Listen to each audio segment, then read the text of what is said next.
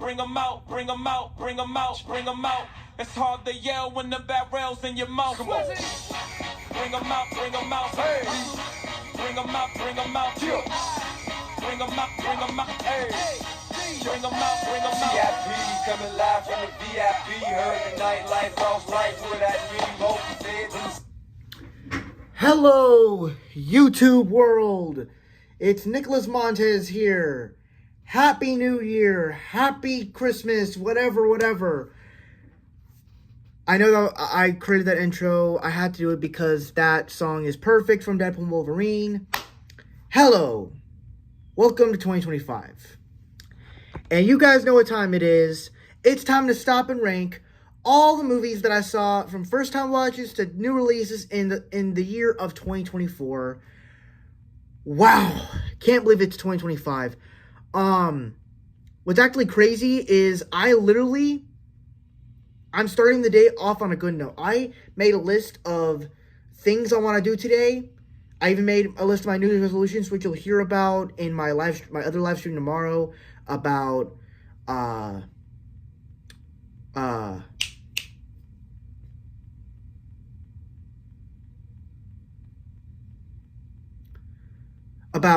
last 6 months of 2024.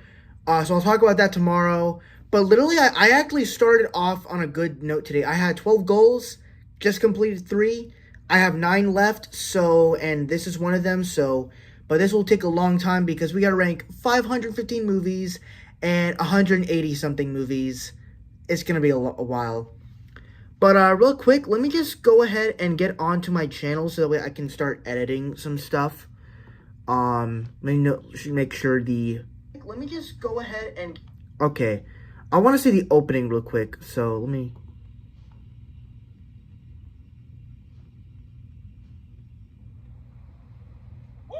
Bring 'em out, bring 'em out, bring 'em out, bring 'em out. It's hard to yell when the barrel's in your mouth. Come on. Bring 'em out, bring 'em out. Hey. Bring 'em out, bring 'em out. Yeah. Alright, yeah, that's just plain old fun. Okay, so...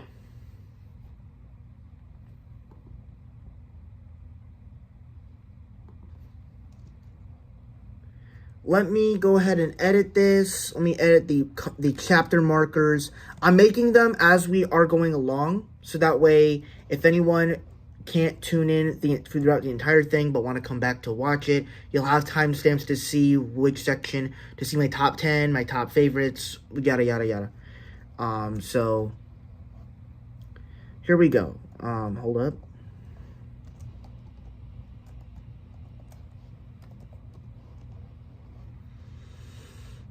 Okay, so I'm going to purposely start creating my other lists. So I'm going to open up a separate tab on my computer to do that. So I think it's on the third one, right? Yeah. So we got the list of 2024 movies right here. And then... we'll save that for later. I have something else to do.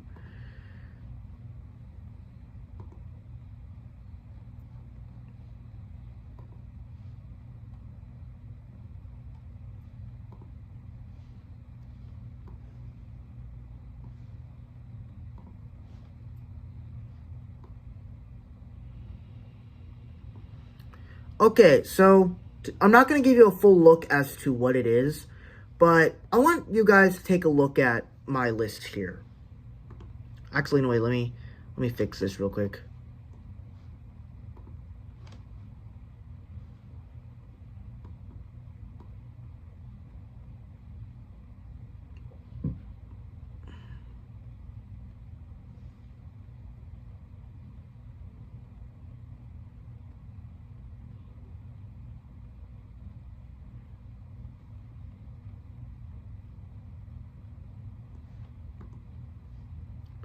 So let me show you guys a little something.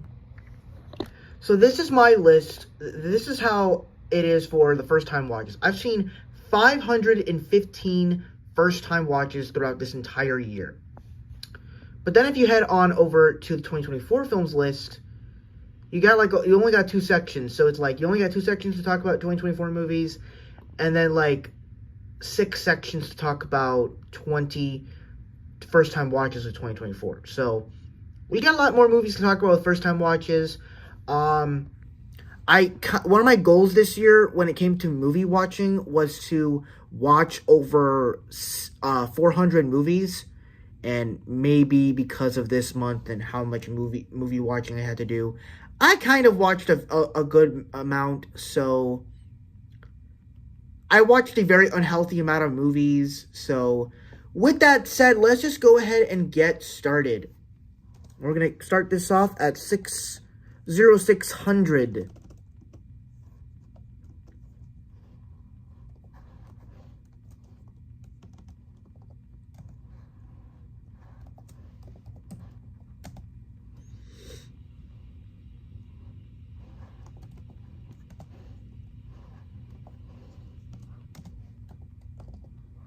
Okay, so we are going to start this thing off with the first 15 films of first time watches, 515 through 501.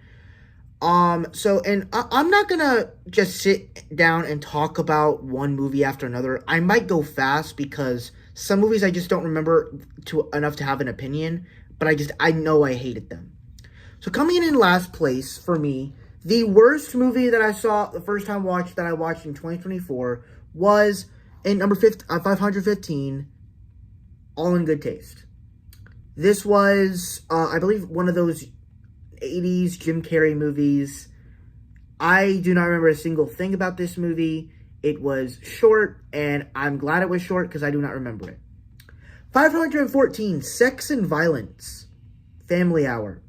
Another Jim Carrey movie that I thought was full of sexual stuff. It actually shows the boobs in the film. Very weird film for one of Jim Carrey's earlier films. Number 513, Fish, Bittersweet Motel. This is a early Todd Phillips movie from the year 2000. The same year when Road Trip was released. I just thought this movie was boring and forgettable. And that goes for 512 and 511 with 512 Frat House and 511 Hated Gigi Allen and the Murder Junkies. I just thought these movies were terrible. I'm not gonna lie. The popular Todd Phillips movies like Joker and the Hangover movies, which we'll talk about in a little bit, I thought were just much better movies for me. But those movies, they are terrible. Bringing us into the top 510, a movie that is kind of popular, The Country Bears. It is a film that's based off of the Disney show in Disney parks. I watched this film because around the time I watched this past year I watched the Pirates of the Caribbean films, and because of that, it inspired me to want to watch the other Disney movies that are based off of Disney rides.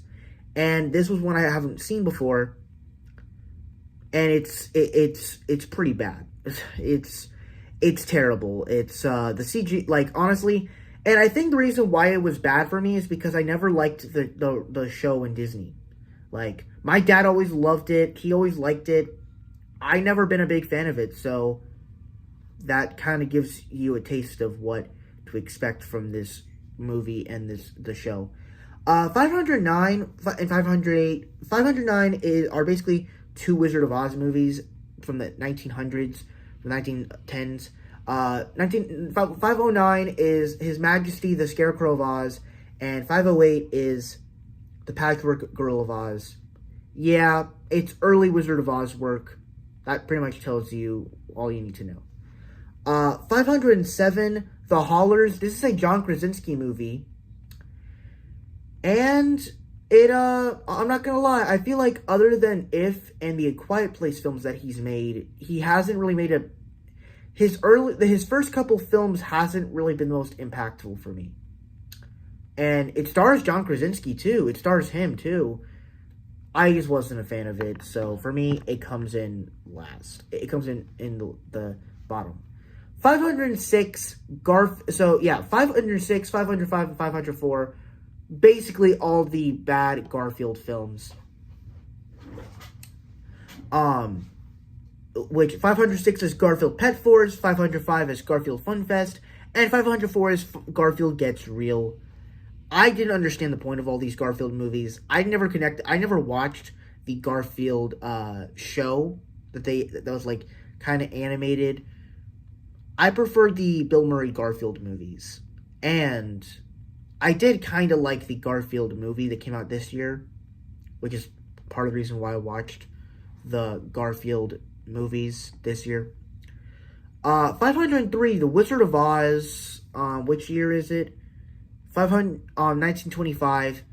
Yeah, it's at least better than the Wizard of Oz movies I just mentioned. 502, The Magic Cloak of Oz. Pretty much all you need to say. And then 501, Blue. So, this one I put at the top. I mean, I don't know why, but I put it here because it's just a blue screen the entire time. But I looked for the one that was that was basically the Disney Nature film, but I'm pretty sure this one isn't it. So, I'm going to take it with a grain of salt. But yeah, that completes the first era of films. Not going to lie, I think I just looked back at if you're wondering why I looked back just a minute ago, I think I forgot to make my bed before doing this. And I have to use the bathroom, so give me a few minutes. I need to find a way of how to mute this. Okay, there we go. I'm going to mute it and turn off my camera.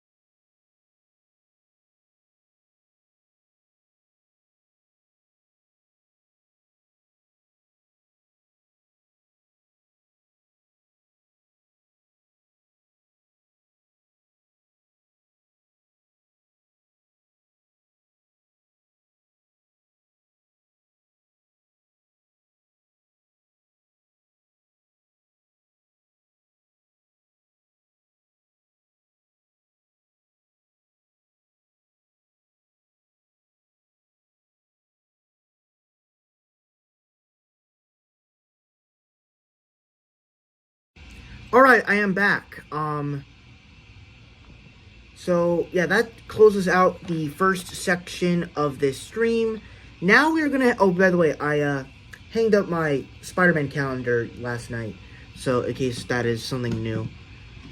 Let me move some of this stuff out of the way. Alright, so we're gonna head on over to the next section of this list.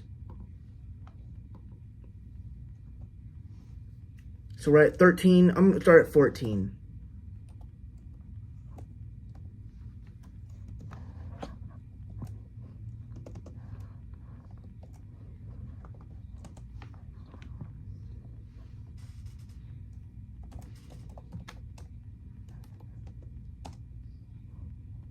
Oh, no way.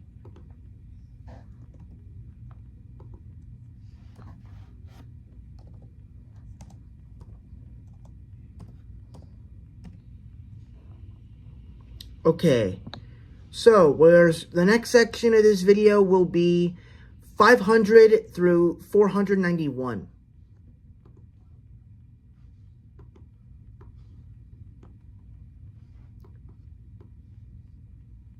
Okay, so this section of the list is kind of a bit of a mixture of a bunch of interesting movies. 500 is Journey Back to Oz. It's kind of the same opinion I had on the other Wizard of Oz films. And I think 499 is also The Wonderful Land of Oz. 498 is The Wizard of Oz, The Wizard of Mars, 1965. I just think all these movies were really bad, and I just wasn't a big fan of them. 497 is Invasion of Astro Monster. So yeah, I started watching all of the Godzilla movies and stuff like that this year. Wasn't a fan of them. They were not fun to me. 496, Generation X. I watched the Mutant X show since I was trying to watch all the X-Men content this year, since X-Men 97 and Deadpool Wolverine came out. And, I've just been trying to watch all that. And it's fine. There's nothing really particularly interesting about this movie. All the characters are kind of mid. And they only mention one really thing about the mutants. And it's just bad. 495, Terror of Mechagodzilla. Alright, it's okay. 494, Godzilla versus Megalon. It's okay. That's all it really is to me. 493, Godzilla versus Gigan. Who the hell is Gigan? I don't know. I'm not a Godzilla fan if you can't tell. 492 and 491, it's basically the two Humpty Dumpty movies. 492 is The Curse of Humpty Dumpty, and 491 is The Cult of Humpty Dumpty. I started watching the public domain horror film versions of the public domain characters with like Winnie the Pooh, Blood and Honey, and Humpty Dumpty and the Grinch. The Humpty Dumpty ones are easily my least favorite because I don't sure. The Humpty Dumpty, stuff is creepy, but I don't know how it works as you make him a evil creature that wants to kill people. That's a little strange to me. But yeah, that closes out the next section, actually. It was pretty quick. Like I said, I'm most likely going to be going fast with some of these sections because we got a lot of movies to talk about.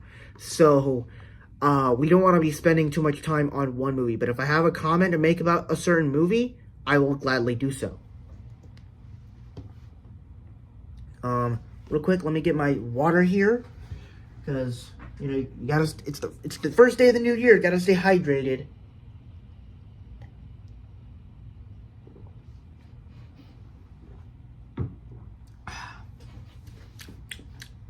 Delicious.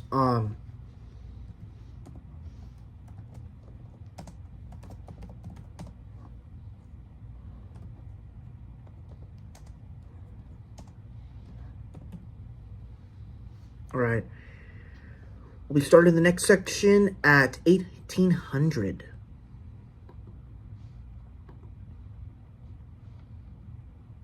Alright. Coming from me, number 490. Oh, sorry, my bad. Okay. 490. Godzilla versus Hedorah. Nothing else to... So, yeah, pretty much the next 5 movies are basically all Godzilla movies. So, 490, Godzilla vs. Hedorah. 489, Godzilla vs. King Ghidorah. 488, Godzilla vs. Mothra. 487, All Monsters Attack. 486, Destroy All Monsters. And yeah, I mean, honestly, all these movies just have dumb titles.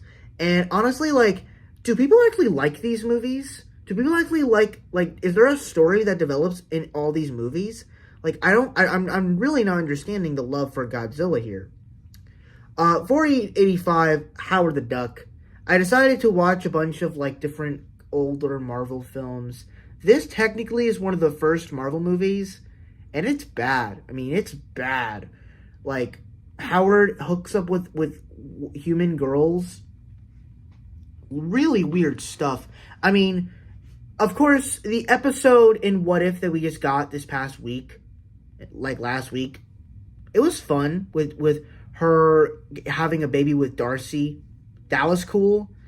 This movie, it just makes it seem very weird. And, Howard the Duck wasn't really a famous character at the time, but he's kind of established now since he appears in the MCU movies from time to time. So, I guess this movie's pretty bad. 4084, it is Ibira, Horror of the Deep. I just wasn't a fan of this one. So, yeah, it comes pretty low. 4083, Ghidorah, the three-headed monster. Once again, just not a fan of these Godzilla movies. 482, The Return of Godzilla. And then 481, Godzilla vs. Mechagodzilla. This one was at least better because we actually get the fight between Godzilla and Mechagodzilla. So it's good. So it's at least a lot better. So yeah, that closes out that next section. We're going to be going into, let's go 2150.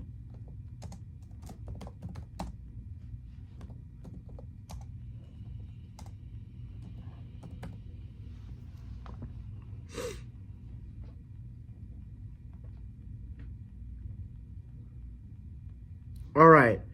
Coming from me, number 480 for first time watches, Rango. So I wanted to watch, I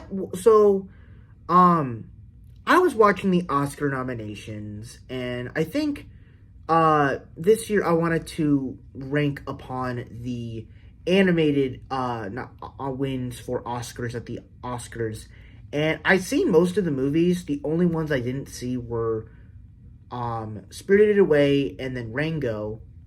And I've never seen Rango at all, but I've heard really good things about it. And for me, I wasn't a big fan of it. I didn't really understand the point of this movie. It's like what, Lizard in a Western? Is that basically what it is? So yeah, I just wasn't a big fan of it. I didn't really understand it, to be honest. Johnny Depp, he's okay as this character, but I don't know, I just wasn't a fan of it. 479, Godzilla vs. Biollantine, or Biollantine, I don't know how to say that. It's another Godzilla movie, I don't even care. 478, Time Cut. So this is actually this is one of the first 2024 movies I missed that we'll be mentioning in this list, at least in this stream.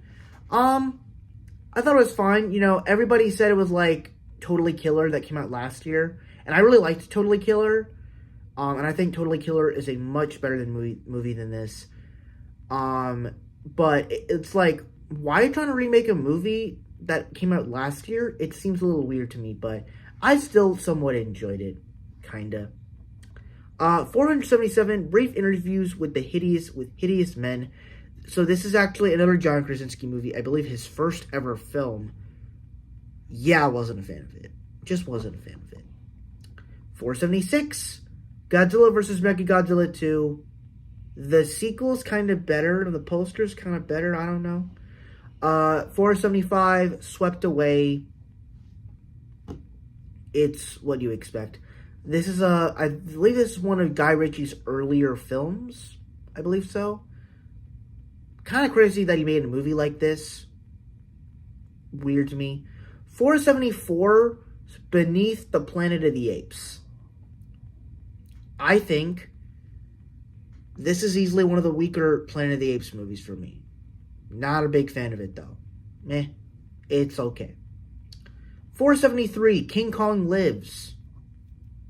To be honest, I have never been a big fan of the older King Kong movies besides the 1933 one. I just feel like they're weird. They're weird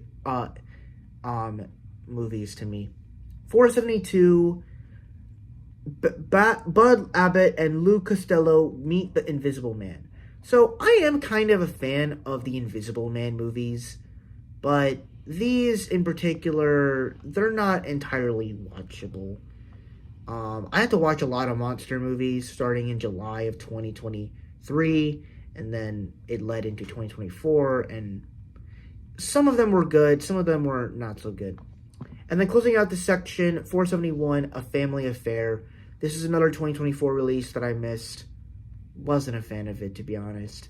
And it definitely is one of my least favorite films of this year in 2024. And yeah, that closes out this section. We're going to go into the 470s, into the 460s now.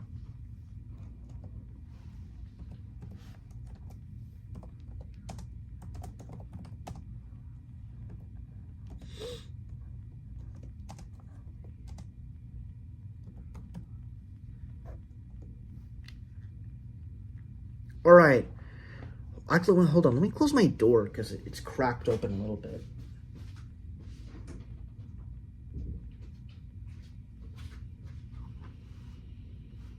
There we go.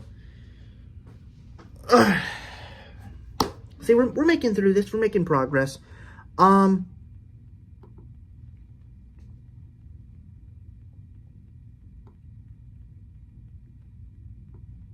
470, Tower of Terror. So, this was another Disney ride film that I saw, and it was okay. It reminded me a lot of that Halloween episode of Sweet Life of Zack and Cody, but it was fine. It was just completely fine. Didn't really have any emotional connection to it, but that's all I can really say. 469, Medicine for Melancholy. So this was one of the Barry Jenkins movies. I saw this movie this past month. Well, actually, no, I saw it in November. I forgot, because most of the movies I saw from Barry Jenkins was this month. I just thought it was fine. Nothing really spectacular about it. Don't really remember. It's well shot, I guess, but that's all I can say. 468, King Kong escapes. He escapes. That's all I can really say. 467, the original Planet of the Apes. Yeah, I thought this was a weird movie. It has that iconic scene in Barbie that basically says, or I believe it's basically ripping off Planet of the Apes, but also 2001: A Space Odyssey, which is another movie I want to watch this year probably. But we'll see. But yeah, it's fine. I would say it's one of the weaker Planet of the Apes movies though. 466, Rubber Face. Another one of Jim Carrey's earlier movies. Meh. It's alright. 465, The Wiz. Meh. 464, Abbott and Costello Meet the Mummy. Meh. 463, Two-Fisted Tales. Meh. 462, The Wizard of Oz, 1982. Meh. And then 461, The Mysteries of Pittsburgh. Well, actually, I do kind of remember this one, but not really. Now we're going to head on over into the 460s range.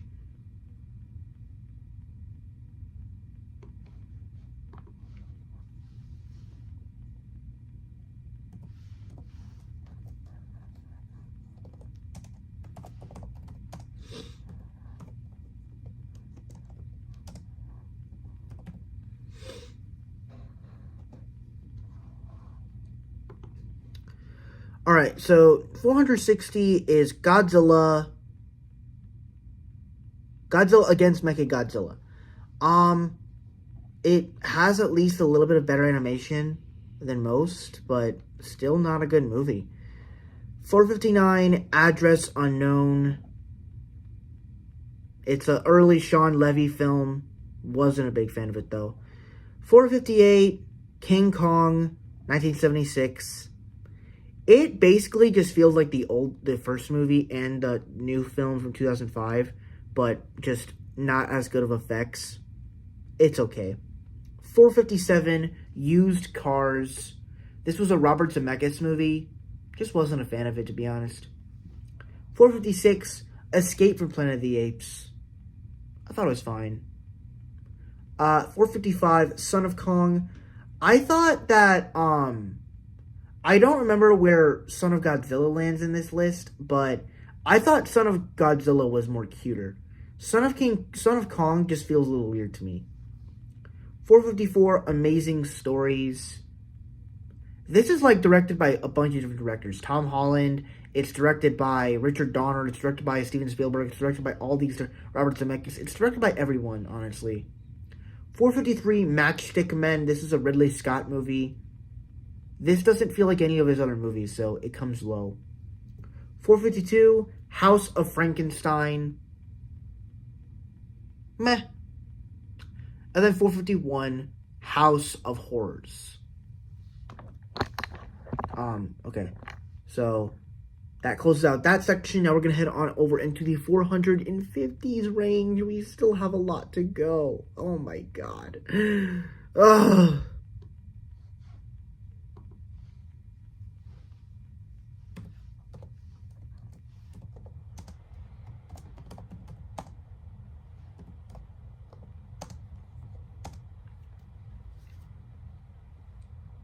Um.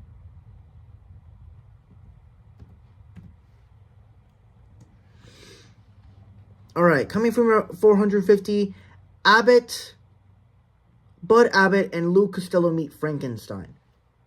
An okay movie, but wasn't a big fan of it though. 449, Cosmos. This was one of the early Dune Villeneuve films. Nah, I wasn't a fan of it. 448, Old School. This is one of the Todd Phillip movies. Yeah, there's better movies that he made that are on this list, so it's okay. 447. Forgot what the title is. Godzilla versus Megalosaurus. I don't even know if I said Megalosaurus. Yeah, Megalosaurus. It's okay. It's fine. 446. Maelstrom. Meh. 445. Godzilla Tokyo SOS. I don't know what to say, honestly. 444. Godzilla versus Space Godzilla. It's like a dumb idea. 443. The Mummy's Curse, 1944. Was never a big fan of the Mummy movies, so not a fan for me. 442. Godzilla versus Destoria. Meh. The Creature Walks Among Us. At 441, The Creature Walks Among Us. This is the sequel to The Creature, something, I forgot what it was, but it's much higher on this list. But yeah, that's the 450s range. Now we're going to head on over into 32.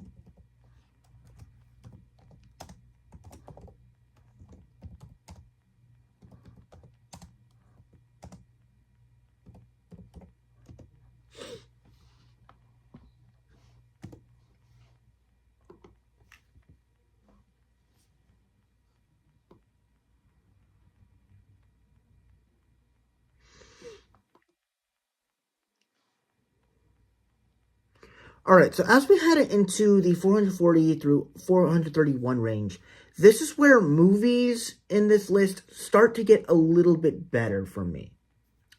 440, this is going to be a long-ass title, I know it. It's Godzilla, Mothra, and King Ghidorah, Giant Monsters, All Out Attack. Yeah, it's all right. 439 is actually Godzilla 1998. I thought it was okay, but not as good as effects. 438, Mothra versus Godzilla, 1964. Meh. 437, Are We Done Yet? So, okay. First movie in a while that I can actually talk about. So this past summer I did something where basically, and I think I started this somewhat towards the beginning of July, to where I wanted to watch a movie to, like, be out of my room for a little bit because I don't want to be in my room the whole day. And I wanted to kind of, like, watch a movie every day on a different streaming service and watch something that is new that I knew I would like. This was one of the movies, and so I chose something from HBO Max. I watched Are We Done Yet? Are We There Yet? Really enjoyed that film, and it's going to be much higher on this list. Then I wanted to watch the sequel, Are We Done Yet? And it feels like a big mess because in like the first 5 minutes or the first 10 minutes, Ice Cube keeps getting his clothes dirty. And then there's this white guy that is basically showing him around this new house that they're going to get. And this guy has so much personality that it's like, oh, you shouldn't be doing that. Oh, hey, you need to take it easy. And then it's like, he has all these kung fu skills, and Ice Cube is getting so mad about that. And then, like, this guy, he's just walking as fast as he can, but he's not running. And he's, like, in jog shorts or whatever, as the woman as Ice Cube's wife is about to have a baby. I'm like, this is insane to me that this is happening. Like, and it just feels like a whole mess of things. And it's like, it's not really all that funny. It's really weird. And so therefore it comes pretty low. But it's a C+, C, whatever. 436, Pirates of the Caribbean, Dead Man Tell No Tales. So, of course, all the other Pirate of the Caribbean movies, they're going to be much higher on the list. For me, I wasn't a big fan of this one. I thought the way they handled certain things, like coming off the trilogy, I thought, oh, this was amazing. The fourth one came out, I was like, oh, that's kind of cool. And then this one just takes all the soul out of it. I never liked Javier Bardem as an actor. I never liked him in Little Mermaid. I somewhat liked him in Dune. And in this one, he's just very weird as he's like a ghost. And they keep going back to these ghost figures. And we're dealing with... my fingers just cracked when I try to snap. They deal with Jack Horner's... Not Jack Horner, that's Puss in Boots. I can't remember what's the villain's name? What's the hero's name? Jack's friend that dated that blonde girl. Their son is in this film, and they interact with Jack. He interacts with Jack. It's like, it kind of feels like a repeat of the same story. None of the action really works for me either. It's like there's some cool effects with like some of the water and stuff, but other than that, nothing else really here to talk about. 435, Son of Godzilla.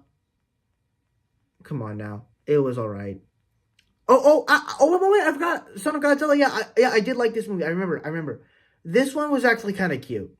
It was actually kind of cute, but a cute Godzilla baby can't save me from the worstness of this film.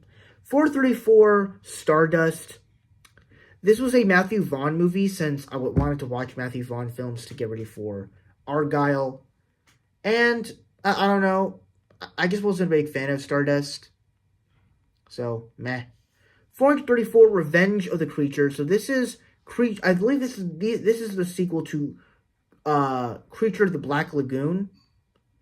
I really love that film, and it's going to be much higher on the list, but I wasn't a fan of Revenge of the Creature. 432, Tom and Jerry and the Wizard of Oz. This is basically like the Tom and Jerry film where they're going in the Willy Wonka film and the Chocolate Factory film, but it's just in Wizard of Oz, except it's not really as good. And then 431, Fantastic Four, 1994. It's crazy because this movie is actually not released. It's not a released movie. So it's really weird in the way that this film happened. Granted, I did like the score. The special effects and the costumes of these characters are terrible. And so yeah, it's just a terrible movie. And now we're going to talk about 430 through 421.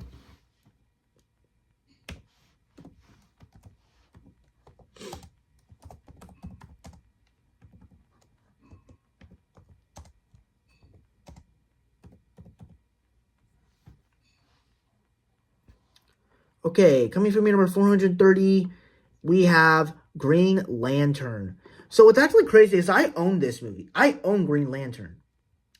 And I started watching it before, but I never finished it. Finally watched it this year because I saw Deadpool and Wolverine, and I wanted to watch the most hated of Ryan Reynolds movies and the most popular.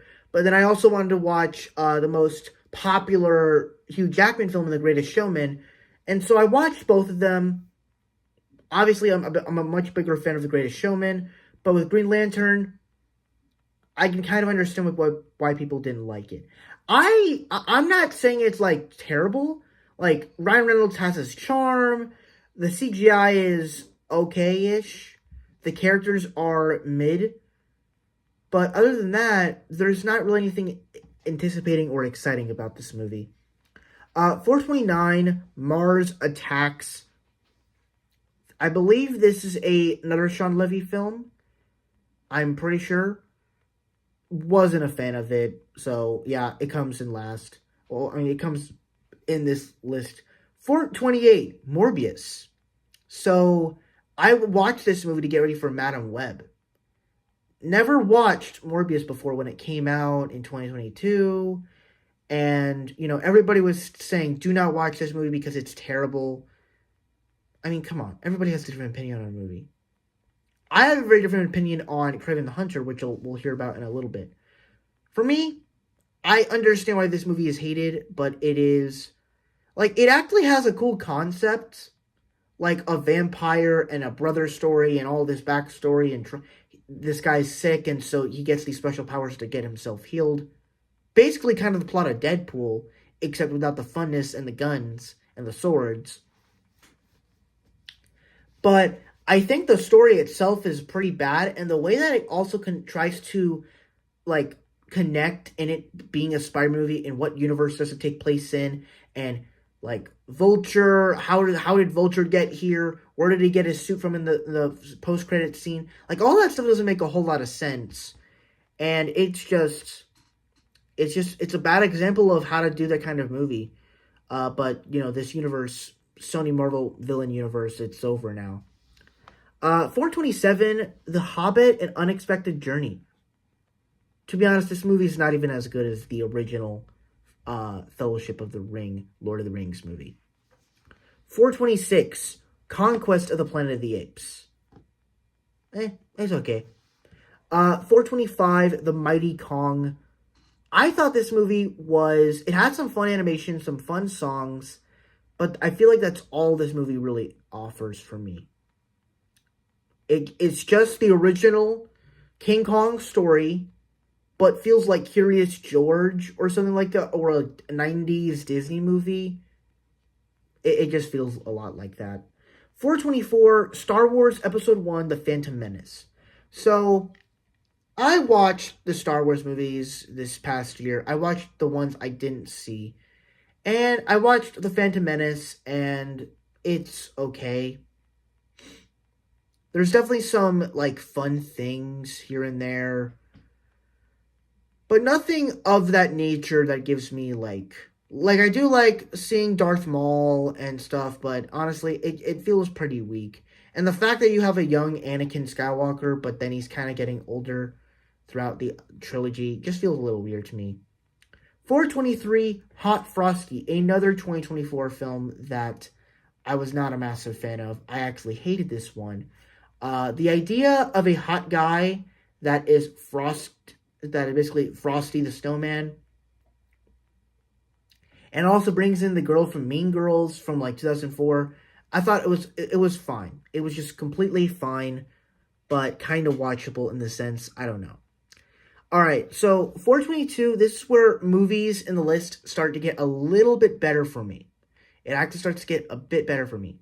422, King Kong versus Godzilla. I actually thought it was better of the Godzilla movies. It actually has a solid plot. And the fact that that's basically what Godzilla versus Kong was in 2021. But they were able to do it in better special effects and have somewhat of interesting characters. So, that was good. And then 421, Dream Scenario. This is a Nicolas Cage movie that basically he's in everybody's dreams. Kind of creepy, but kind of good at the same time. That has a good premise. So, that's my thoughts on Dream Scenario. All right, now we're going to head on over into the other categories.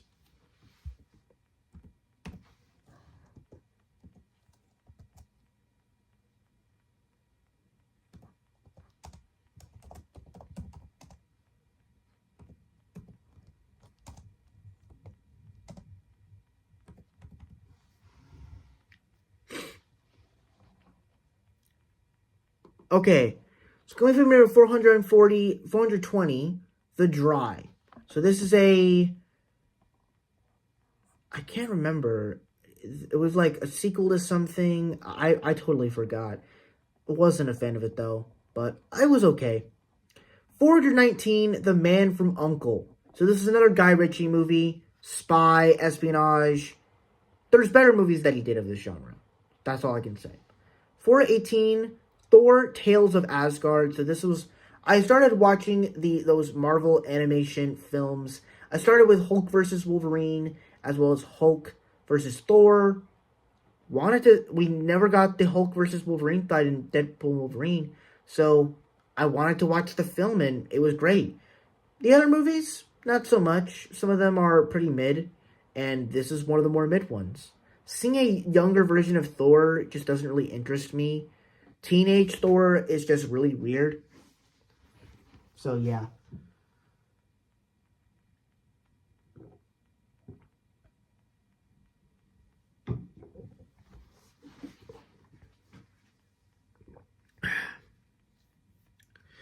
Uh, 417, Mean Girls 2. So, of the Mean Girls movies that came out with Mean Girls 2004 and Mean Girls 2024, I thought this one was a bit mid. I thought just the way they handled it, the story itself was kind of fun. It was fun to see a new relationship here and there, but overall, just a okay film. 416, Sasquatch Sunset. Oh, what's up, man? Taj Al-Lazai. I hope I said that right, but what's up, man? Happy New Year. 416, Sasquatch Sunset. Basically, it's a weird film with Jesse Eisenberg as a Sasquatch. That's all I can really say. 415, Sleepy Hollow. One of those classic Tim Burton movies. I thought it was fine. The town in New York is amazing, though, especially during Halloween time. 414, Grave of the Fireflies. So I believe that this is the first Studio Ghibli movie that came out, or I believe that was Castle in the Sky. This was Grave of the Fireflies was definitely the first one of the first. I would say this is actually the weakest Studio Ghibli movie that I watched. 413, The Shift. Much like The Dry, I believe this is also a sequel to something that I did not really watch. But yeah. 412, Rock and Rolla. Another okay Guy Ritchie movie. Yeah, I'm not a big fan of Guy Ritchie, if you can't tell. And then 411, Contact, a Robert Zemeckis movie that was just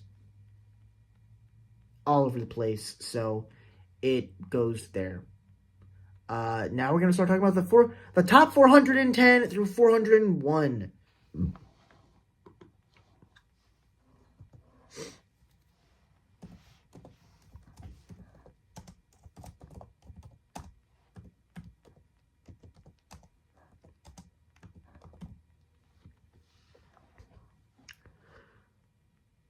Okay, so coming from me. Oh shit! Never mind. Never mind. 410. Star Wars: The Clone Wars movie. Star Wars: The Clone Wars movie from 2008. It was an alright movie. The series itself was okay too. I watched the entire series, the whole thing, and it was okay. It was okay for me. 409, The Omen, 1976. This movie was okay. It's alright. Nothing else to say about that, though. 408, The Zone of Interest. Well, this was a very boring movie, though it has some technical achievements that I can say about that. 407, Your Monster, another 2024 film that I just happened to miss. That's all I can really say, though. 406, 407, Your Monster. 406, The Legends of Oz, Dorothy's Return. Corny, but kind of fun film. 405, The Hobbit, The Desolation of Smaug. It's at least better than what is the first Hobbit movie. 404, Hellboy the Crooked Man. So, I checked out the Hellboy movies this past year. Well, at least this past week. They were fine. The first two movies from Hellboy that came out back in the 2000s, they were really good. Not the live action ones, not the animated ones. But this one, it's kind of crazy because no one knew about a new Hellboy movie coming out. So that's kind of sad. But I still kind of had a fun time with it, though. 403, Doctor Strange. The animated Doctor Strange movie from 2007. From 18 years ago. I thought it was okay.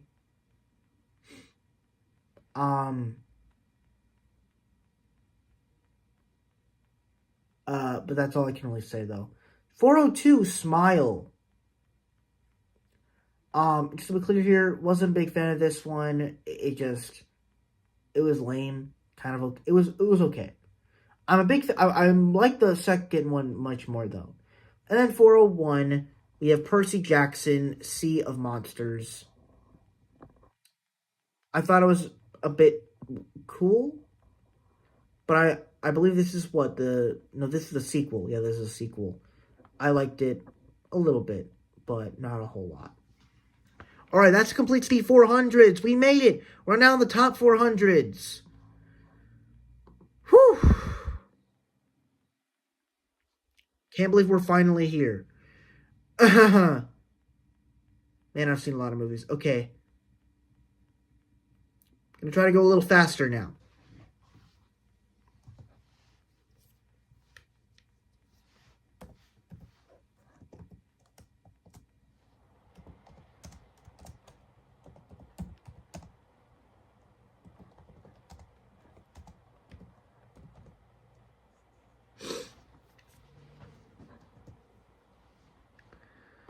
Alright, let me get a drink of water for real quick.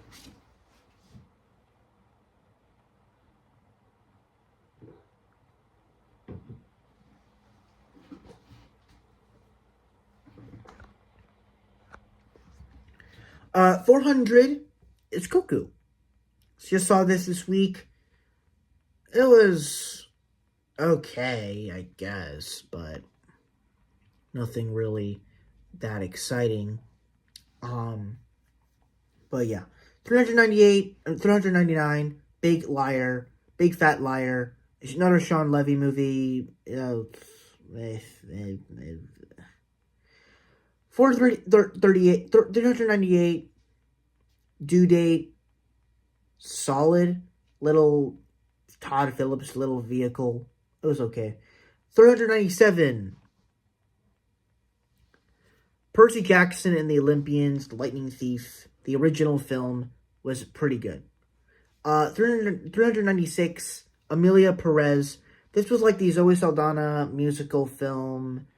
But it's like, she talks Spanish most of the time. It's pretty good. It's okay. 395, Azrael. Solid, little action movie. But that's all it really does for me. That's it for me. 494, Saw IV. I don't understand those symbols. But, yeah. Okay, Saw movie. 393, Spellbound. I actually just watched this, like, on Monday. Or on Sunday, yeah. On Sunday. But it's okay. But that's all I can really say, though. 392, The Northman. I keep saying 490 something, but it's 392. 392 is The Northman. It's one of the better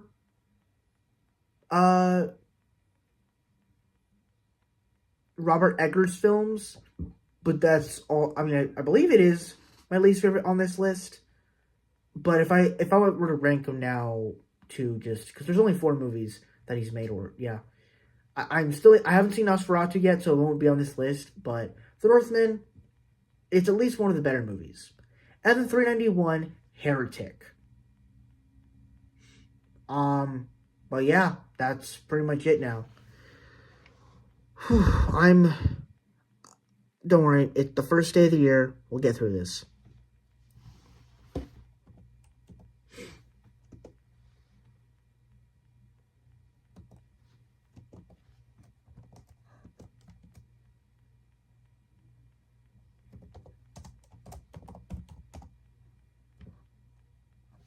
Oh, wait. I gotta fix that.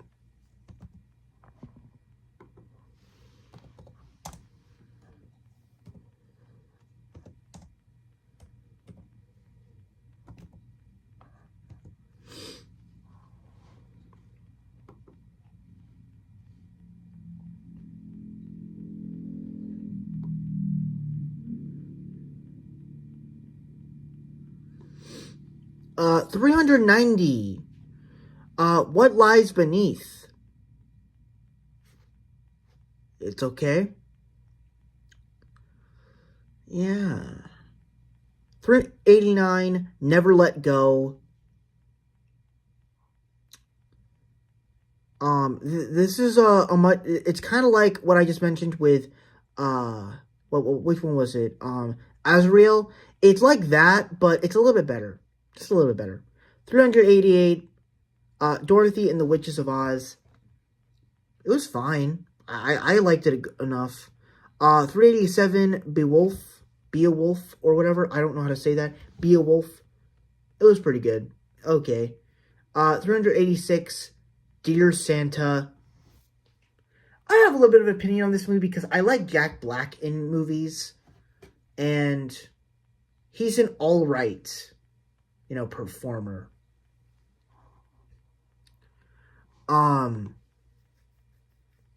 And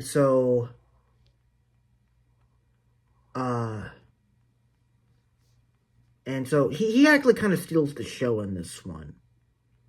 385, Beetlejuice. The first film, I actually prefer the second one over the first film. So, there we go.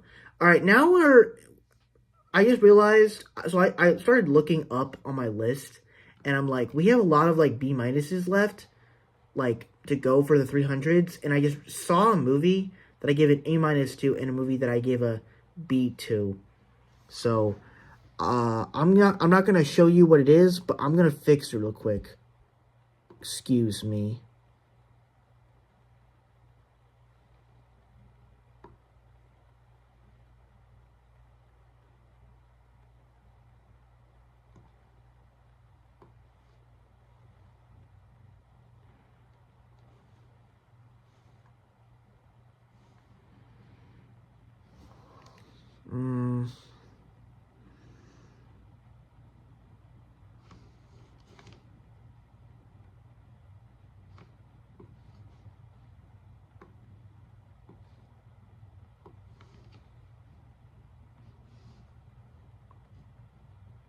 Put it here.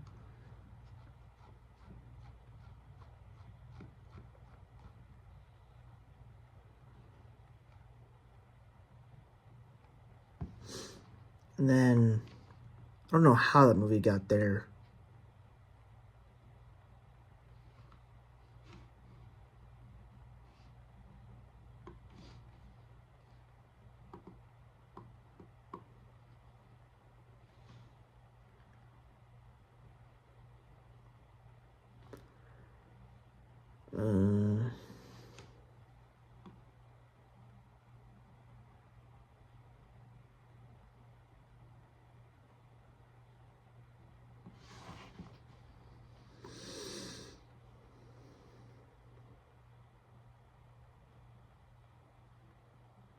Sorry guys, I'm trying to get this movie up here. It's taking a little while.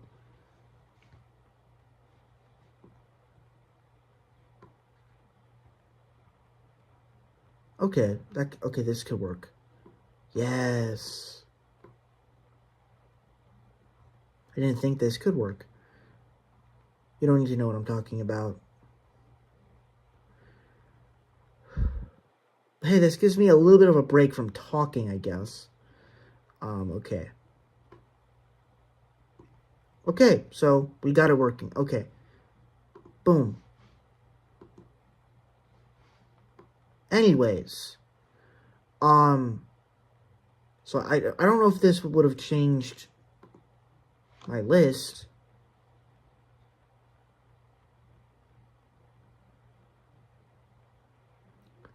But yeah, so 384 is The Witch, a Robert Eggers movie that just wasn't a big fan of. It's probably my least favorite, but it is what it is. 383, This Is Where I Leave You. Sean Levy movie that, like, it's kind of emotional, but it is what it is. 382, That's My Boy. So this was kind of a film that I watched to feel better about school coming up. If you don't know that whole story, I'll discuss it tomorrow on my live. But essentially, it is a drama where basically Adam Sandler hooks up with his teacher, and he has a kid, and he doesn't know who his mother is or his father is. And basically, well, actually, yeah, he does know, but nobody else knows. It's pretty creepy, but kind of funny at the same time. It's just weird, though. And then 381, She-Wolf of London. Yeah. Okay, let's move on. Let me charge my phone just in case.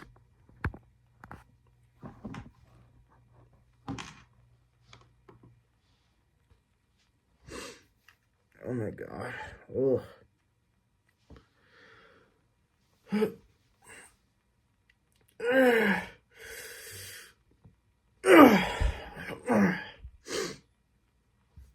The second batch of 80s.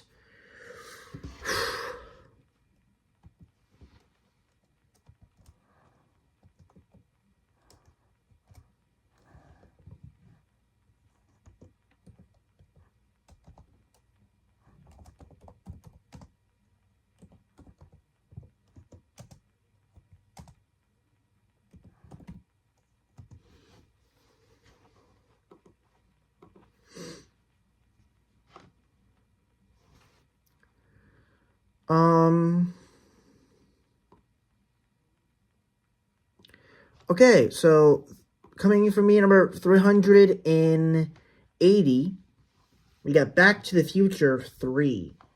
So I wasn't really digging the Back to the Future movies. I only really like the first and second film. I do think that the other Back to the Future movies that have come out, that will, if we get a remake, I'd probably like that a little bit more, just because they can find a way to modernize it, that you can have a lot of fun with different decades. So I think it would be much better, though. 379, Code 8. This is technically, I believe this is the original, right? No, this is Code 8 Part 2, 2024. I'm not particularly a big fan of the first film, but that's all I can really say. 378, The Hobbit, The Battle of the Five Armies. So yeah, this is the final film. I think that's the best one out of the three, but that's not saying much. 377, Young Woman in the Sea. I'm not gonna lie, we're already talking about it, so I don't know if I'll discuss it again when we get to 2024 movies. But honestly, this movie was mid. Like, I don't understand. Like, I keep seeing all this stuff saying it's great. You're promoting a movie that nobody cares about. I have not seen anyone talking about Young Woman in the Sea. And if people, like, but it has a solid score on Rotten Tomatoes, I don't care. I wasn't a big fan of Young Woman in the Sea. 376, House of Gucci. Good, solid performances. But other than that, that's all it really gives. Doesn't really do anything else. 375, Hellboy, Animated Sword of Storms. It's okay. It's solid animation with Hellboy. That's all it really is. 374, Hangover Part 2. Okay, it's good. Solid movie. Don't really know why we turned this whole franchise into a spy franchise.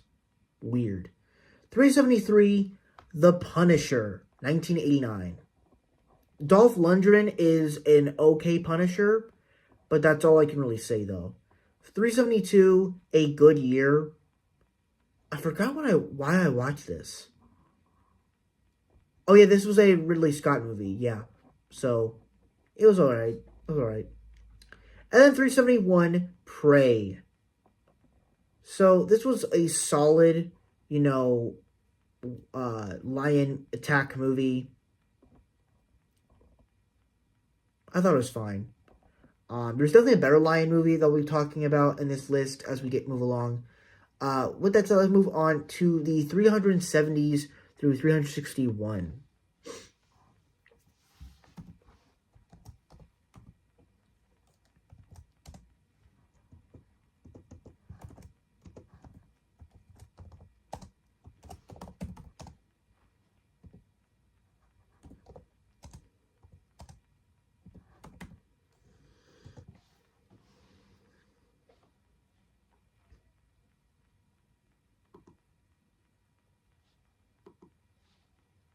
Oh, wait.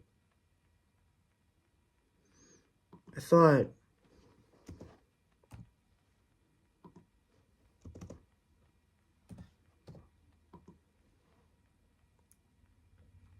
Okay. So, 300... wait. 380... 370... 370, After the Wizard.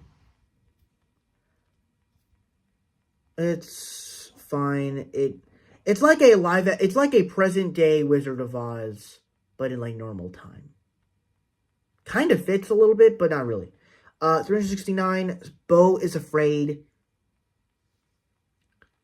Very long movie, but it's from Ari Aster. It's fine. 368, Dodgeball, a true underdog story. A third ball film from that director. It's fine. Nothing really too crazy about it, though. It's okay. 367, Mission to Mars. Another one of these Disney movies that I saw. The cast is solid, I won't lie. It's pretty solid, but everything else, it's pretty mid. 366, Saltburn. The ending is... It's crazy. It is crazy. 365, Ghostbusters. Really weird movie. That they made it all ladies. Good choice. 364, Hercules. It's got good action. I've always seen Dwayne "The Rock" Johnson as a Hercules type guy. But that's it. 363, Beast. This is the lion movie I was talking about. This was a good movie. Idris Elba gives a good performance. The lion attacks. It feels like Cujo, but with a lion. But that's all I can really say. 362, Cinderella, 1997. I thought it was a fine film. I watched this because of the new Descendants movie that came out. And I wasn't highly a fan of that film, but, you got that version of Cinderella in here, and so I thought it would be fun, and it's alright. 361, The Crimson Wing Mystery of the Flamingos. Not entirely a fan of birds, but flamingos are pretty animals. So, it was nice to see a story about that. But that's all I can really say. Now we're heading into the top 60s. Whew! We're kind of halfway down through the list, sort of. Ugh.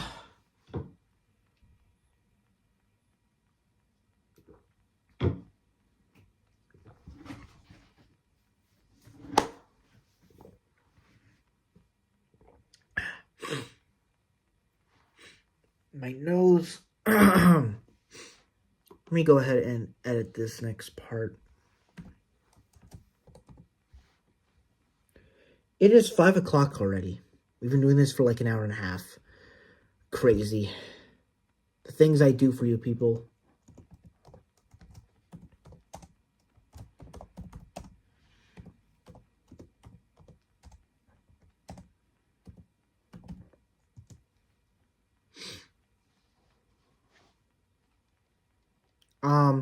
Okay, so next up, 360, Cabrini. Meh.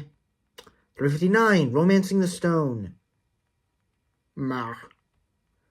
358, The Final Conflict, Omen 3. I'm not a big fan of the Omen franchise, by the way. Never been a big fan. 357, Twister. I think the newer one is better. 356, The Bourne Legacy. It's got solid action, but the characters itself and stuff don't really work for me. I don't connect with it as much. 355, Jason Bourne. I think the action in this movie is pretty solid, but that's all I can really say about it. 354, A Week Away. An okay story, but it was a weak Friday, Good Friday film. 353, Damien, Omen 2. It's at least a better Omen movie. And then 352, Hellboy 2019. It worked for me with some efforts of good action. David Harbour did okay in the role, but that's all I can really say. 351, A Loud House Christmas. I enjoyed the Loud House TV show, but never really this. So, yeah. Alright, so now we're going to head on over to the other list. This next section of movies that I want to talk about.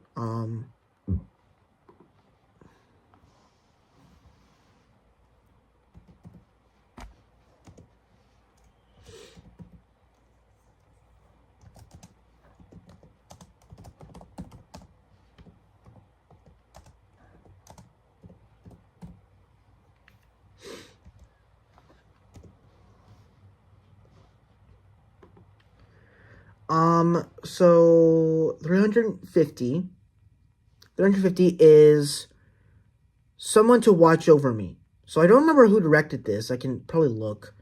Oh yeah, Ridley Scott. Okay, so Ridley Scott directed Someone to Watch Over Me. I thought it was an okay film. There's nothing really particularly interesting about this movie. But yeah. 349, All the Money in the World.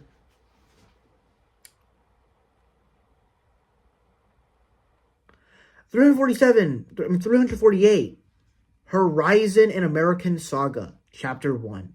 So, what's actually crazy is I forgot about this movie, and I'm like, this is a long-ass epic, and then I'm like, oh, wait, didn't they make a sequel in August? And I'm like, oh, yeah, it never came out, so that's why I didn't watch it. So, yeah, kind of sad, though. But this one was an okay Western. 347, Mad Max Beyond Thunderdome. I thought the Mad Max movies were pretty good. Pretty good sci-fi action movies. And surprisingly, a lot of people loved Furiosa. I did love it too, but it's not my personal favorite. But I still thought it was pretty great.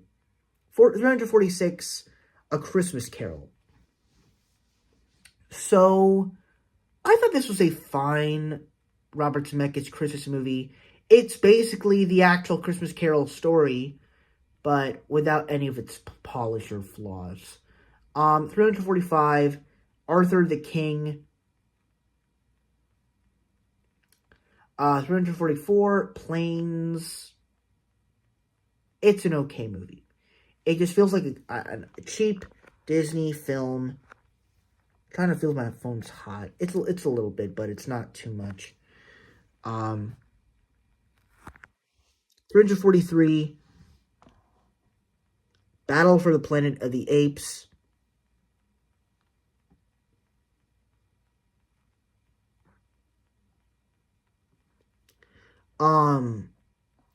342, The Counselor. Nah. And then 341, White Squall. So yeah, that's that section.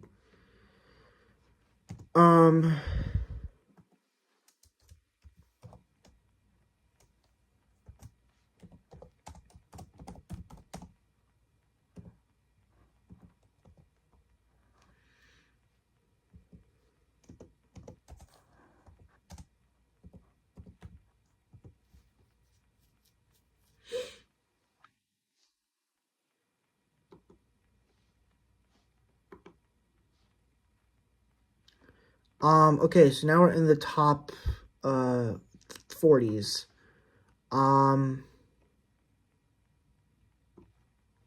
340 G.I. Jane. I thought it was a solid, Ridley Scott movie. And now I understand the joke of what Chris Rock was saying at the Oscars 3 years ago now. 339, Friends and Lovers.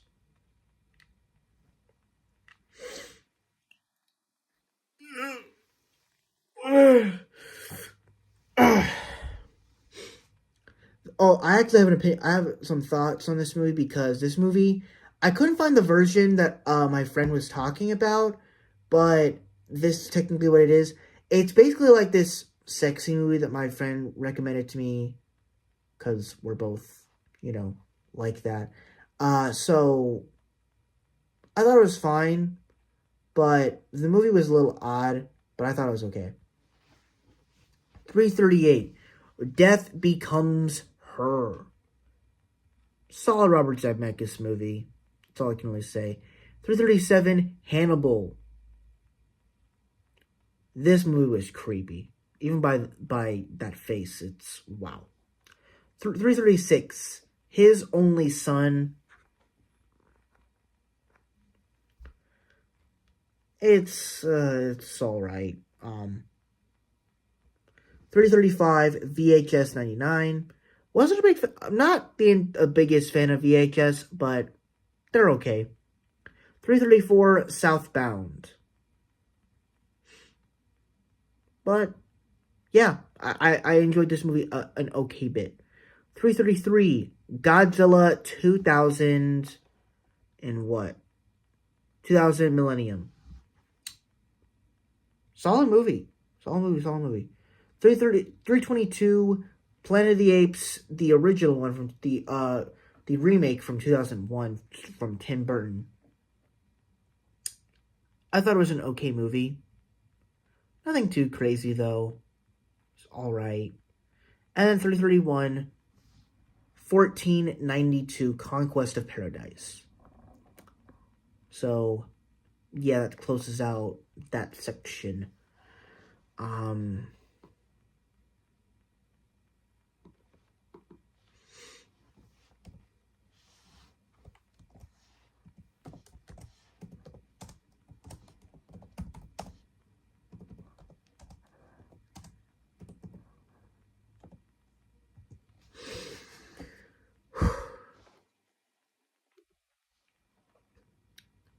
330. Oh, wait. Am I starting? Oh, yeah, okay. 330, Piglet's Big Movie. I prefer Tigger's movie, to be honest. 329, Garfield, A Tale of Two Kitties. I like the first Garfield better. The lasagna scene is goated. I love the lasagna sequence, though. 328, Godzilla Final Wars. It's okay. 327, Saw 3, 2006. Okay. 326, Men, a Alex Garland movie. I thought it was kind of disturbing, but not in a good way. 325, Legend from Ridley Scott. It's okay. Yeah, it's okay. 324, Saw V, 2008. Solid movie. 323, Macbeth. That's actually crazy because I included this movie in my top 10. Not in my top 10. I watched this movie in school. I think when I finish high school, I'm actually probably gonna make a list of movies that I watched in school. So and I'll make a list of that, and I'll probably tell one of my teachers about that to see the reactions. So that'll be fun to do. 322 Siren. Siren. Um, believe this is part of the VHS films, right? Yeah, I wasn't a fan of it. It was okay. 321 Omen IV The Awakening. And yeah, that closes out the next section. I'm actually gonna take a quick bathroom break. Maybe fill up some of my water, or I think I have enough to last me another hour, or I'll just fill it up some more. Um, but yeah, that closes out the next section. The next section will be 320 through 311. Gonna turn off my camera and mute my mic.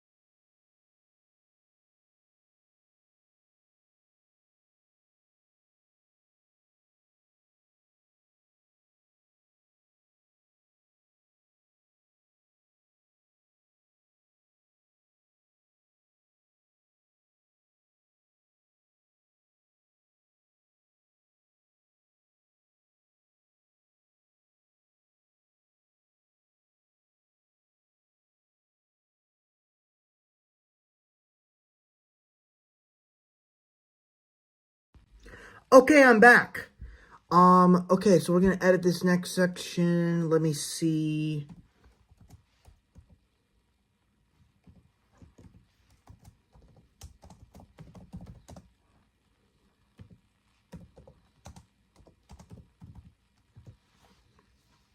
Okay, so coming in at 320, the original Code 8. It was a fine concept, but not anything else. 319, The Duelists. Really cool sword action in this film, but that's all I can really say. Sword action doesn't really build up a plot for me. 318, Saw VI. I don't get these titles, man. Okay, 317, Revolver. This was kind of a boring, Guy Ritchie film. I wasn't a big fan of it. 316, Big Eyes, a boring Tim Burton movie. 315, Father's Day.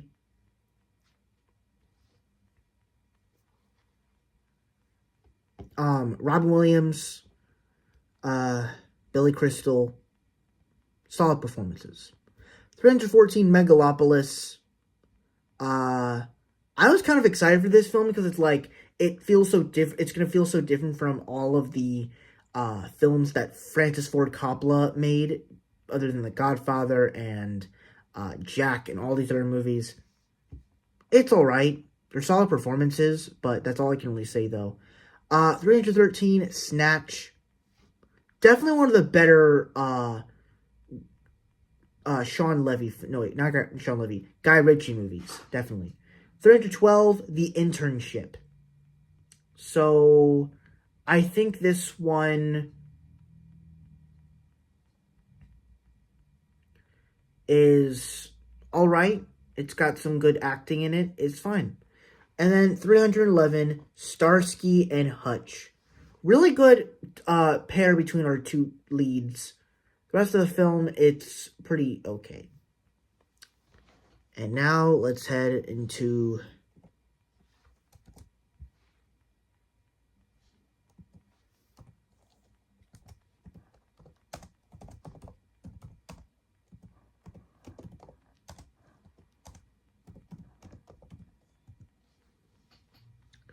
Alright, now we're going to head into the top 310 through 301. 310, Don't Tell Your Mom the Babysitter's Dead.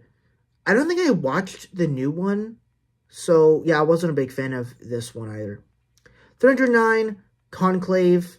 A lot of people love this one. Not me. 308, Date Night. I thought it was solid.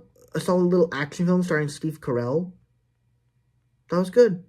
307, the original Dune from 1984. I thought it was okay. Solid movie. 306, White Chicks. Possibly the most dumbest but stupidest movie, but funnest and stupidest movie that I've seen all year. So yeah, there you go. 305, Invisible Man's Revenge. I definitely liked the other Invisible Man movies much more than this. 304, Roadhouse. Moving on. So solid action, though. Solid action. 303, Ghostbusters 2. I preferred the first Ghostbusters. And then 302, Risen. Good movie to watch during Easter. And then 301, Pink Panther. The Pink Panther. Good film starring that other guy from that wedding movie. But yeah, that sums up the 300s. Time to head into the 200s. We'll see if there's more interesting movies to talk about in that section. I hope this doesn't go on for 3 hours. I don't want to make it that long. But if it ends up doing that, I am sorry. And you can hate on me if you all want. But that's what, if that's how it has to be, then that's how it has to be, I guess.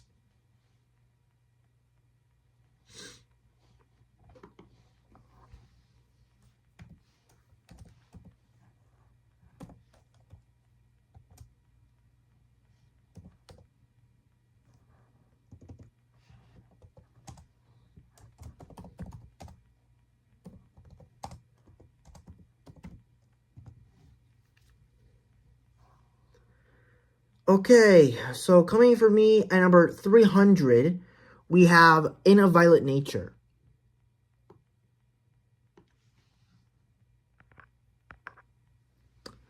In a Violet Nature,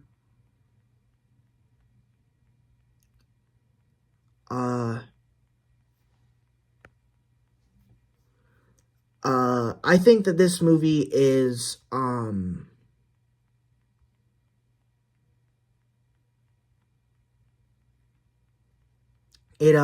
it's an interesting premise, as it's basically like a film tracking this Jason, and he gets some solid kills in there.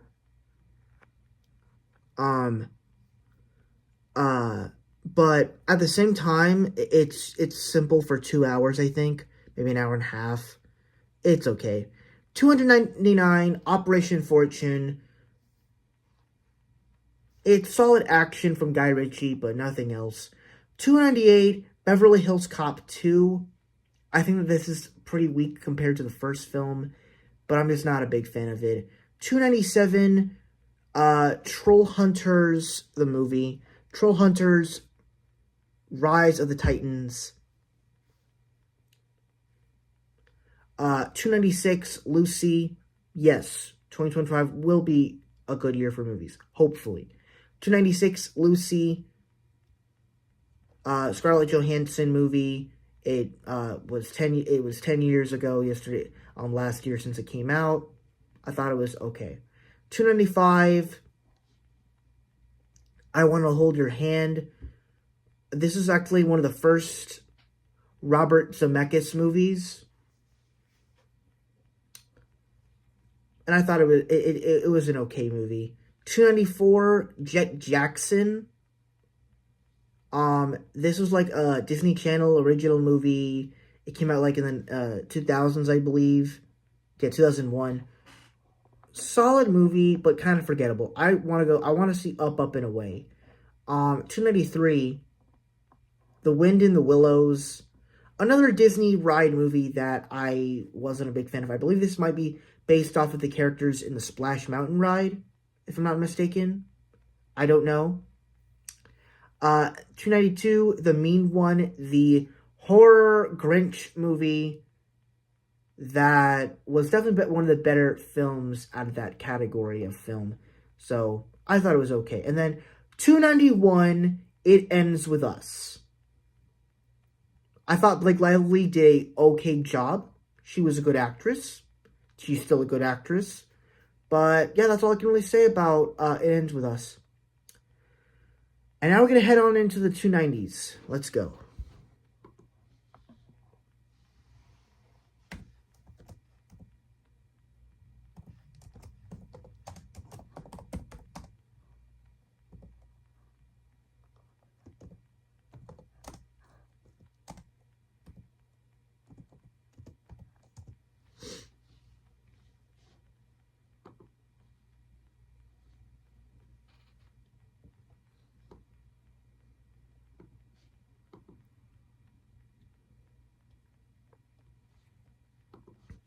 $290 Big Fish. Solid,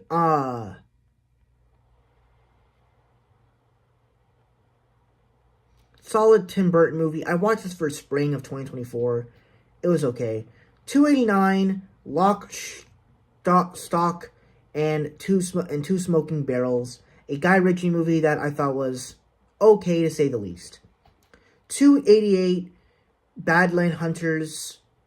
A solid action movie, I won't lie. It's pretty good for action. Star Wars Episode 2, Attack of the Clones. Love the war sequence with Samuel L. Jackson and some of the Mandalorians. But other than that, nothing else. 286, Pirates of the Caribbean on Stranger Tides. This was the fourth film that came out from this. I thought it was okay. I thought some of the action was pretty good.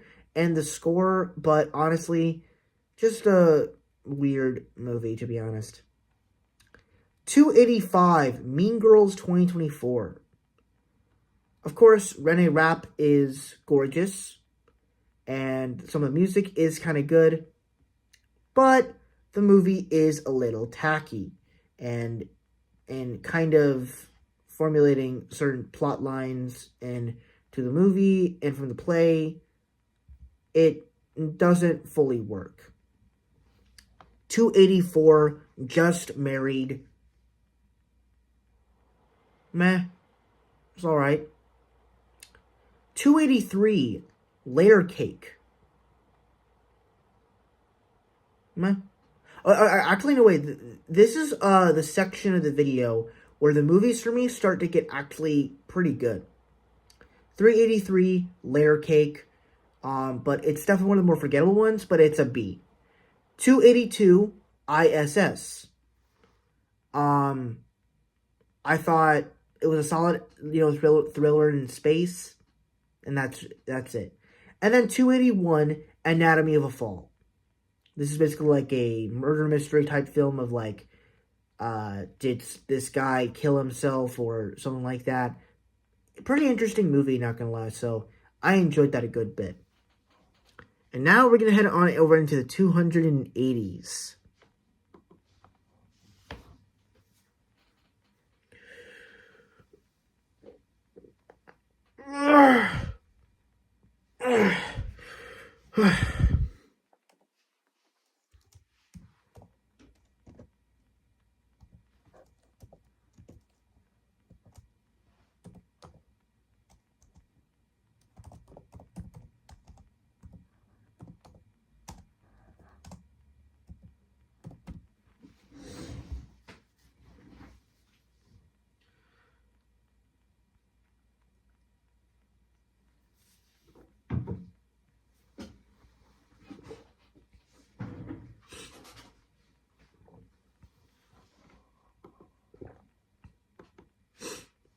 All right, coming in at 280, The Boys in the Boat.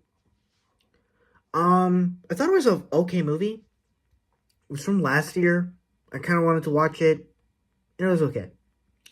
279, When Marnie Was There. This is one of the Studio Ghibli movies I saw this year.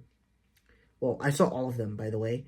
But when Marnie Was There, I thought was an okay movie. Fine. Definitely one of the weaker Studio Ghibli movies, but it's fine. 278, El Conde. It was nominated for something. I think it was nominated for International Movie, but I don't really remember. So, yeah. But it was definitely nominated something in the Oscars. 277, Cop Car. So yeah, this was actually the movie I had to fix. That was like in the B- category. And so yeah, all the movies like from, I believe, a little bit of the 400 and then the 300 mark, those were a little bit of B-. Now we're in the B category. And yeah, Cop Car was in the B- category, and I had to fix it. And Cop Car, it's a solid John Watts movie. I watched this to get ready for Wolves, which is a film I haven't seen yet, and hopefully maybe one of these days I'll probably watch it. But I thought it was an okay movie. It was good. It was good. Sense of thrills and all that stuff, and I thought it was good. 276, The Abyss. I don't really have a lot of things to say about this film. It has some good thrills of like sinking and sinkholes and quicksand. I enjoyed that stuff about it though. 275, Incendies, a Denis Villeneuve film. Pretty good. It's pretty heartbreaking too. 274, the original Mad Max. I like the first Mad Max. I think it's a good introduction to this world, and I think it kind of gets better from there. 273, Enemy. I think Enemy is a fine movie. It stars Jake Gyllenhaal, and it's pretty good. It's pretty good. 272, Corpse Bride.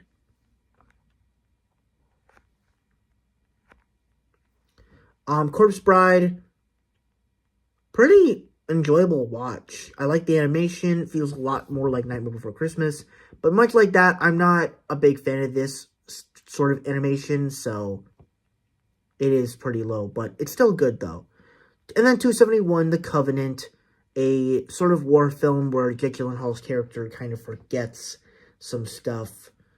I thought it was pretty good. It's directed from Guy Ritchie. The fact that he was able to direct 2 films in 1 year from Operation Fortune and then Operation Fortune and The Covenant, pretty good. Okay.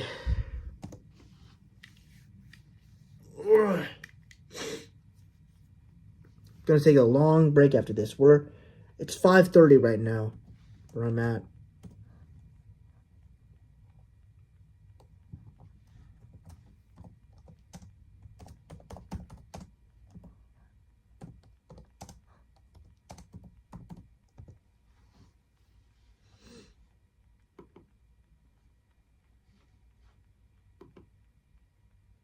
Okay.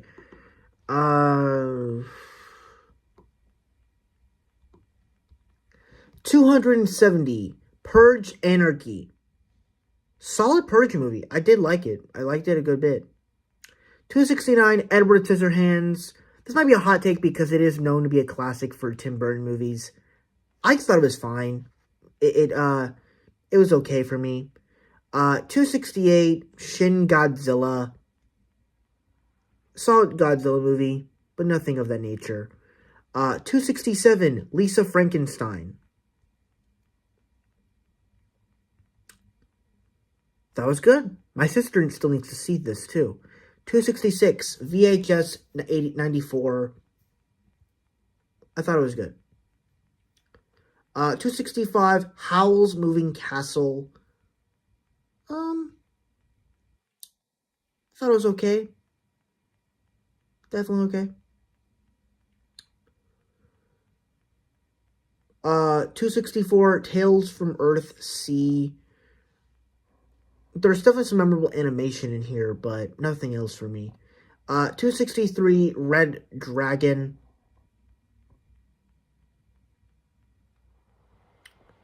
Solid Hannibal movie. 262, Marcel the Shell with Shoes On. Solid little animated movie. Just solid little animated movie. And I watched this because... Why did I watch it? It's because it was nominated for Best Animated Feature last year, so I wanted to watch it. 261, Punisher Warzone. Solid Punisher action, man. This movie is filled with Punisher action. R.I.P. Ray Stevenson, you were a legend, both Volstagg and Punisher. Just really good.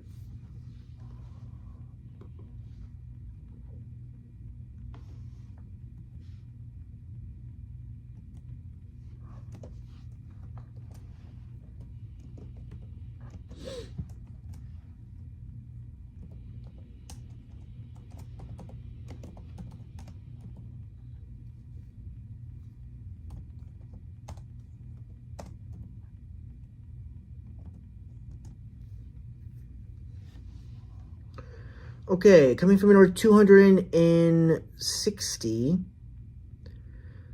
the original Southbound from Radio Silence. I thought it was a good film, but not really memorable though. 259, Soap Dish. Forgot who directed this. Todd Phillips? No, it's Michael Hoffman. Oh no, it's who's in it? Oh, it's Robert Downey Jr., right. I'm watching Jim Carrey and Robert Downey Jr. movies, so it's a lot. So yeah, Soap Dish, solid Robert Downey Jr. movie. 258, Clown. I thought it was pretty good for a John Watts movie. It was pretty good. 257, Hellboy, Blood and Iron. Definitely one of the better animated Hellboy movies for me. But yeah. 256, True Believer, another solid Robert Downey Jr. movie that I thought was pretty good. 255, Flight, another solid Robert Zemeckis movie. 254, Allied, a Robert Zemeckis movie that he tried to do like this sort of spy action movie during World War II. I thought it was pretty good. 253, School for Scoundrels. Pretty wild and weird, but that's kind of what makes it fun a little bit. So I enjoyed that aspect of it. 252, The Piano Lesson. I really enjoyed Samuel L. Jackson in here, so I'll give it a plus. 251, Welcome to Marwen. This one is kind of clever because it's like stop motion, but then it's like a little war movie, but it's like Steve Carell is like playing with his toys. It's really weird in the way that this whole thing kind of fits together. But it works in a sort of sense. All right, I'm going to have to go to the bathroom again, so I'll be back in a minute. But the next section will be 250 through 241.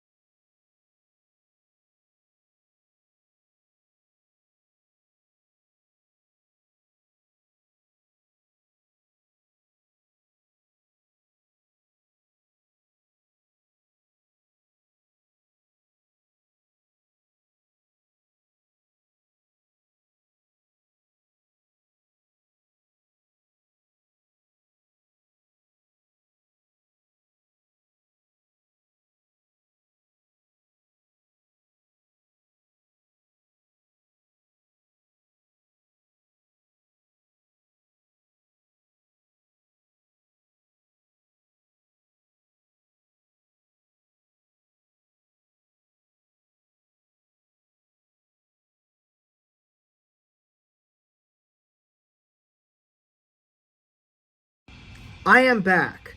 Okay. Let me edit this next part.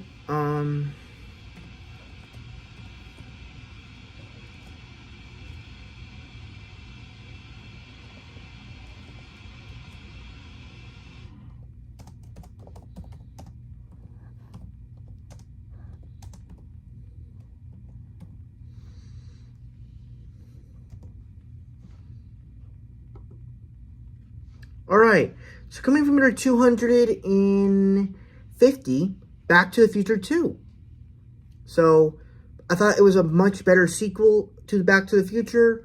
Kind of don't remember it, though, because I seen it, like, back in August or September or something, I don't know. But I thought it was better than the third one. 249, The Hangover Part 3. I just thought it was a nice, solid movie, and it was just really funny. Though the first Hangover, I think, is much better. 248, That Christmas, a film I missed from a month ago. Everybody kind of praised it, and I thought it was a solid little Christmas movie. The soundtrack is nice, and it just works.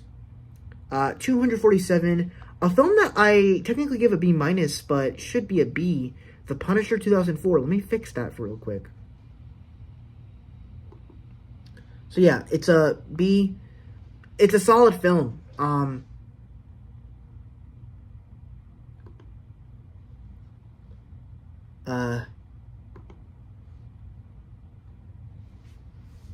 Whatever.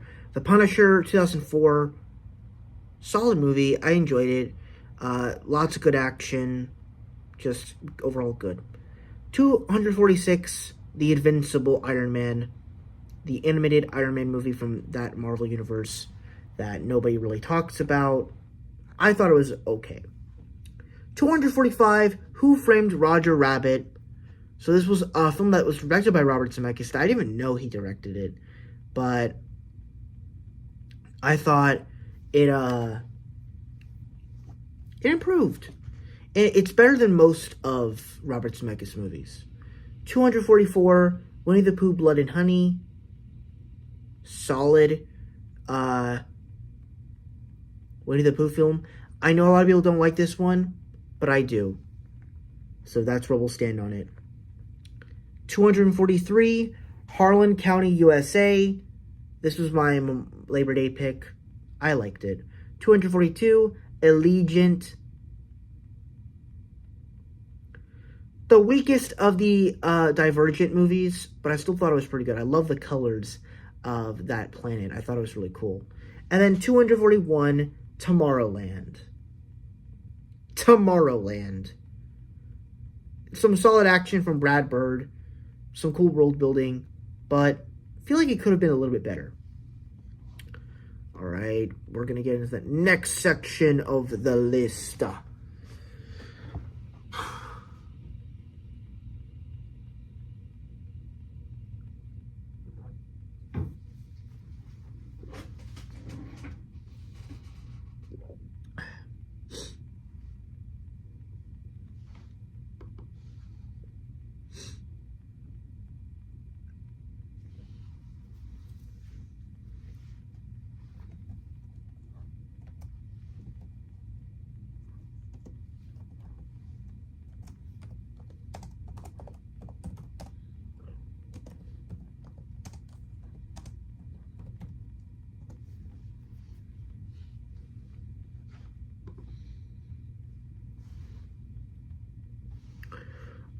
240, Grown-Ups.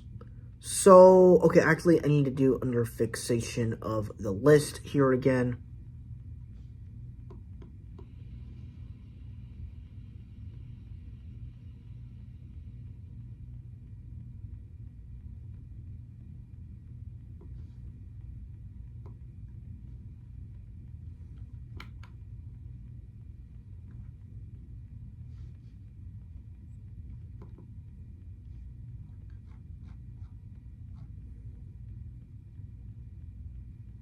Where is it?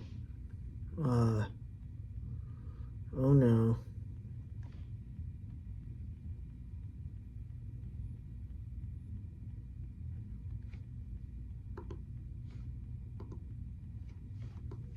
Let me see. Sorry, I misplaced a movie.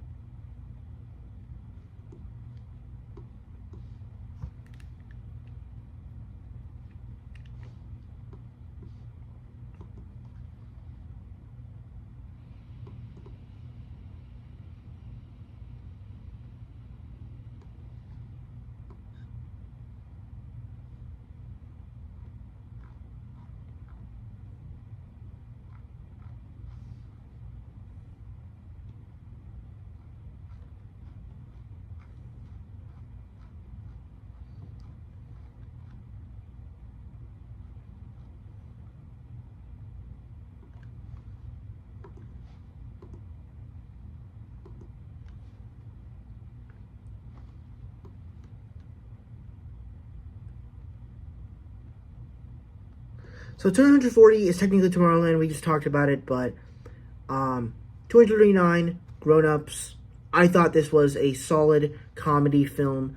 I think the comedy, it kind of works because all these cast members kind of know each other, and so it kind of feels like how would my friends be if we act how we would act if we were older like that. It's just fun. 238, Are We There Yet? Solid humor that I think just works on all levels. Ice Cube and the kids are fun. It probably does a little too much of it, but I just enjoy it. 237, March of the Penguins. I liked it. I thought it was fine. Cute penguins though. 236, Alien Resurrection. Alien Resurrection.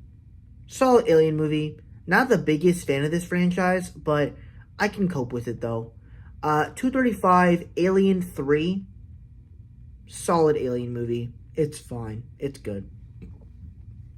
234, Exodus, Gods and Kings. Another Ridley Scott movie that I thought was good. 233, When Harry Met Sally. Pretty good. Pretty good. 232, Too Much Sun. Solid action movie, but nothing else to it. And then 231, Robots. So, yeah, that sums up the 230s. Let's move on to the next section of this stream.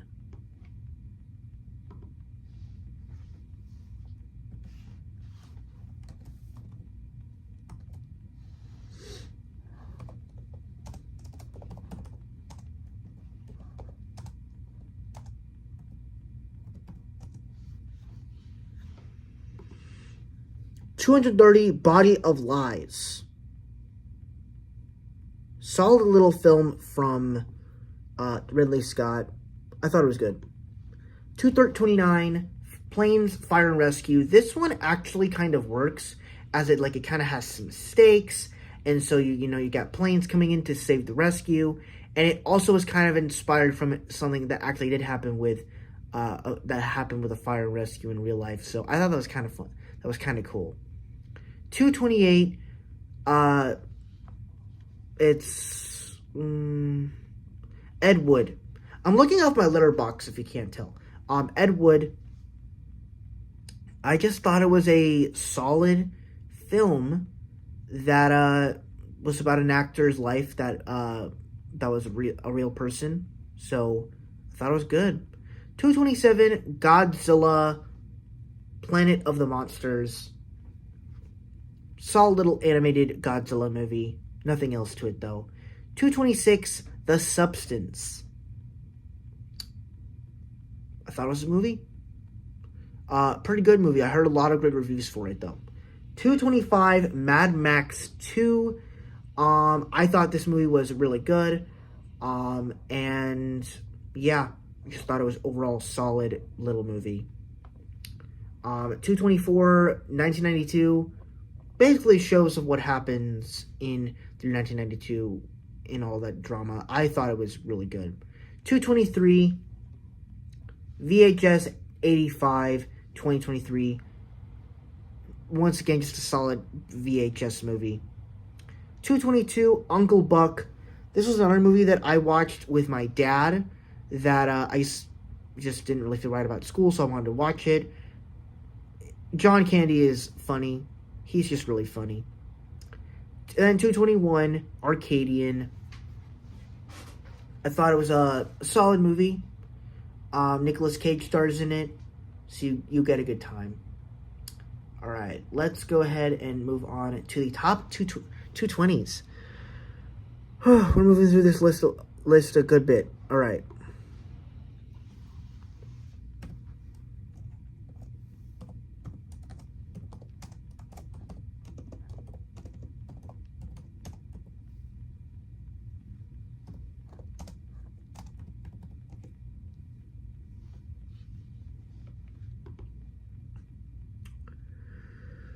Um, 220 is Abigail. So Abigail is a vampire movie from Radio Silence. I think it was pretty good. Just overall, solid movie. And I'm looking at the time, it is 5:51. And it's January 1st, 2025. Really weird to see the 2025 symbol in there. Really weird. Abigail is, it's a good movie. It's a good movie. 219, Fury. I thought it was good. The good Memorial Day movie. Good little solid action film from the guy that did the Beekeeper. I thought it was good. 218, Chances Are. Solid Robert Downey Jr. movie. Solid Robert Downey Jr. movie. 217, Godzilla City on the Edge of Battle.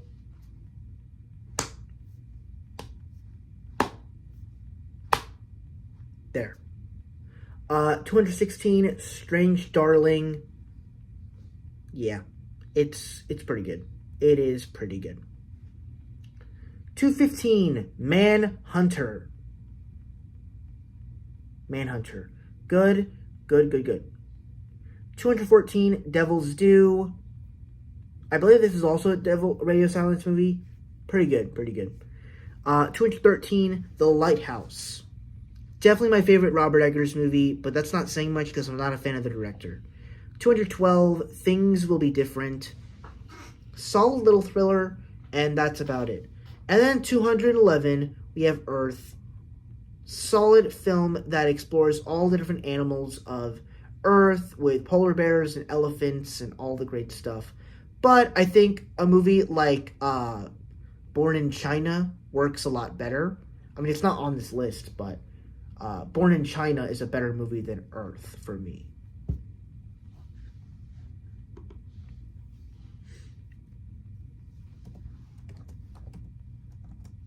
Alright, we're going to head into the last section of the 200s, and then sooner or later we're going to start talking about the 2024 films.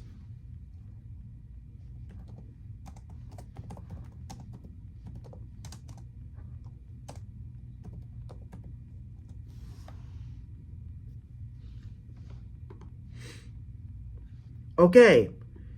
So coming from me, number 210, Prometheus. Solid alien movie, but once again, I'm not a fan of this franchise. 209, Alien Covenant. Both of these I believe were directed by Ridley Scott, so I thought it was pretty good. 208, Ready or Not. Another Radio Silence movie that I thought was just really solid. I thought it was good. 207, Black Hawk Down. Really solid Ridley Scott movie. The action is really good, and I really enjoyed it. 206, The Martian. Solid Matt Damon movie, but not a whole lot to really disbelief in. 205, Uncut Gems. Just saw this a few days ago, and I thought it was overall really, really good. 204, The Beatles, Let It Be. I thought this was a solid Beatles documentary, but that's all I can really say about it because I don't really watch the Beatles like that. 203, Queen Rock Montreal, We Will Rock You, the Queen concert thing. I thought it was good. It was good. 202, Kingdom of Heaven. I believe this is another Ridley Scott movie. I enjoyed it. 201, Godzilla the Planet Eater. Pretty good. Pretty good, pretty good, pretty good. Okay, we're going to head on over into the 200s through 200 to 191. We're making it, guys. We're 2 hours in, but we're making it.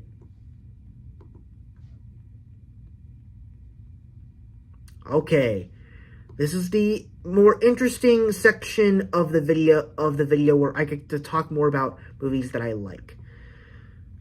Okay, and once we get to the 190 through 181 mark, that's when we start talking about the 2024 releases. So that's gonna be fun. For me, at least.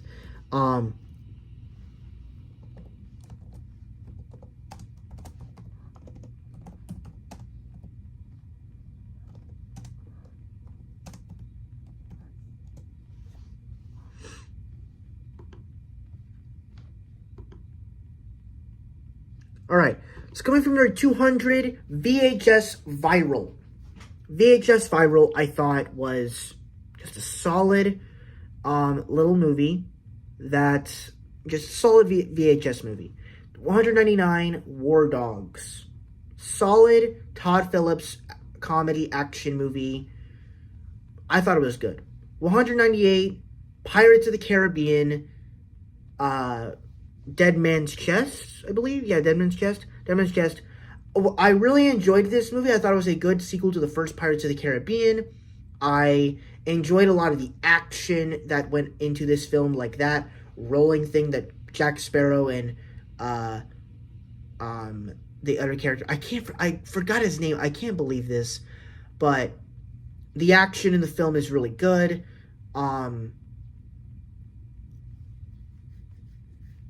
And so it's an enjoyable sequel, but it's not as epic as, say, like the first film or the third one. 197, the original VHS from 2012. I thought it was a good little horror film that thought it was pretty good. I would like to watch the Paranormal Activity movies, and maybe I can do that with my sister this year, but we'll have to see. 196, March of the Penguins 2, The Next Step. It's better than the first film. That's all we really need to know. 195, The Secret World of Arrietty. I hope I said that right, because I don't know. It was an okay Studio Ghibli movie. 194, Blade Runner. The original Blade Runner from Ridley Scott. Or, no, wait, yeah, Ridley Scott, right? Yeah, Ridley Scott, sorry. My brain is jelly now. I just personally really enjoyed this movie. I thought it was a solid, sci-fi action movie. It could have been a little bit better, but I still liked it. I really liked the design of everything. 193, The Loud House movie. I feel like it could have been a lot better considering of how good the show was. And I don't think they really handled it. They go on a vacation or something. I don't know. This could have been way better. And then 192, the Casa Grandes movie. I thought it was a little bit better, but I'm not a big fan of the Casa Grandes show. So, yeah, I'll put it there. And then 191, Akira. Akira is pretty solid for me.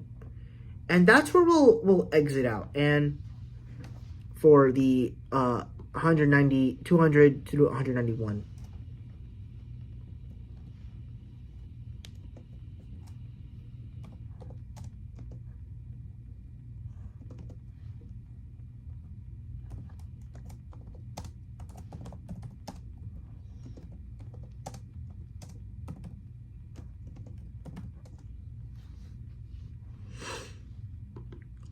Okay, so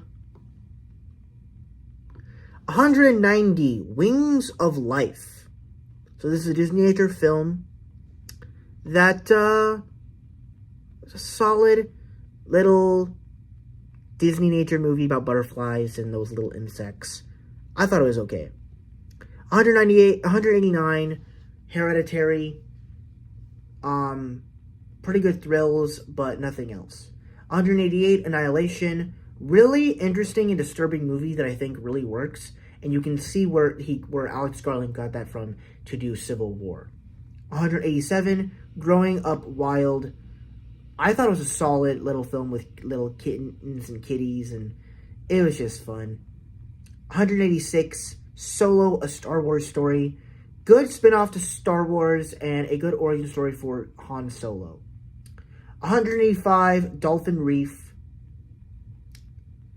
Solid little dolphin movie, cute, but that's all. I'm not into dolphins unless they're the dolphins at Disney World. 184, Ex Machina. Good, solid performances, and I really liked the story. 183, Golda. 182, Alien, and 181, VHS 2. Don't really have any opinions on these movies other than they are solid. Okay, we're going to take a break from first-time watches, and we're going to start talking about the new releases from 2024, and talking from 181 to 171.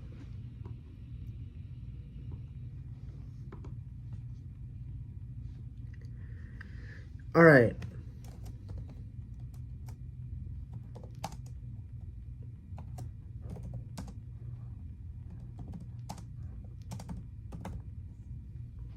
All right.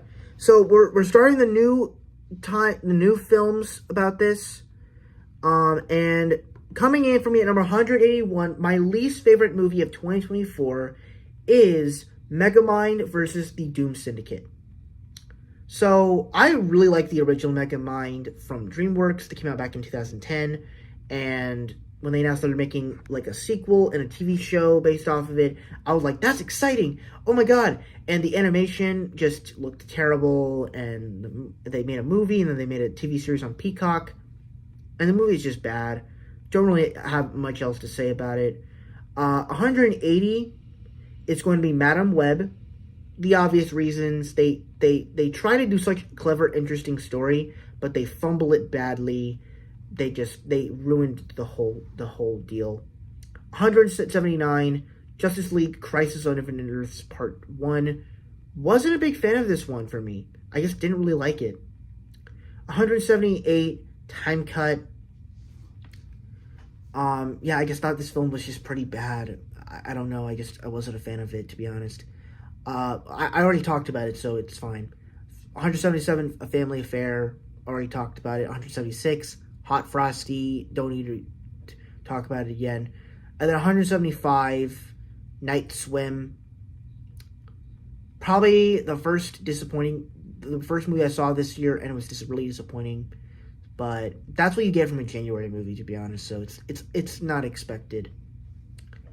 174, Players. It was fine. I enjoyed it enough. 173, Shirley. I thought it was an okay film. It's still better than that Shirley movie I watched a few years ago. 172, Moana 2. I thought this movie was so disappointing for me. Because it's like, this was supposed to be a TV show on Disney Plus, but then it got switched to a movie. And, the animation is gorgeous, but the movie just fumbled the bag, man. And the fact that, I will be completely honest, Mufasa is a much better movie than this, because they don't have Maui fighting thunderstorms. Because that's the thing that happens in Moana 2. Instead of fighting, different new monsters, we're fighting thunderstorms and all that stuff in clouds. It's dumb. Moana becomes a demigod. I don't care about all that. And then 171, we have Bob Marley, One Love. This one was so disappointing.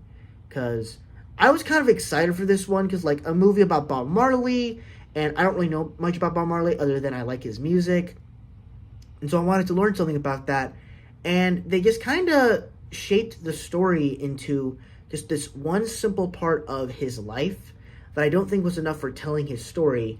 And the actor that plays Bob Marley in the film, Kingsley Ben-Adir, I think he just does a solid job, but he doesn't. But two good performances in Lashana Lynch playing his wife do not save the film for me. So it comes towards the bottom of the list. All right, we're gonna head back on over to the first time watches. All right.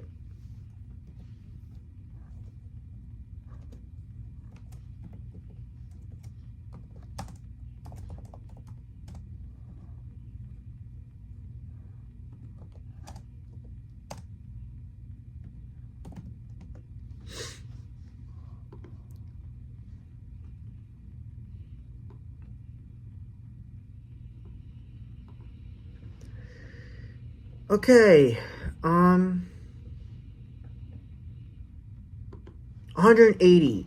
Knox Goes Away. So Knox Goes Away was a solid little film, with Michael Keaton. I believe this is a Michael Keaton directed movie. I liked it good enough.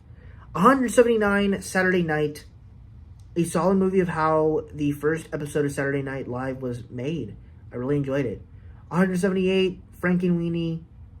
Not too much to say about it. It's better than the other Frankenweenie movies. 177. Ocean World 3D. Solid movie. Solid movie. 176. Oceans.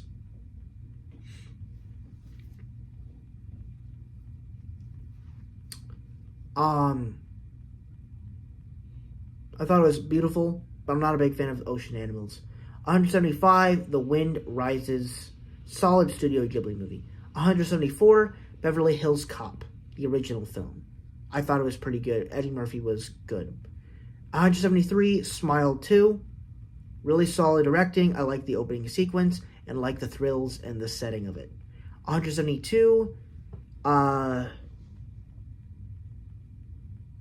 Pee-wee's Big Adventure. I thought it was solid. And then 171, Real Steel. Solid boxing robots movie. I thought it was good.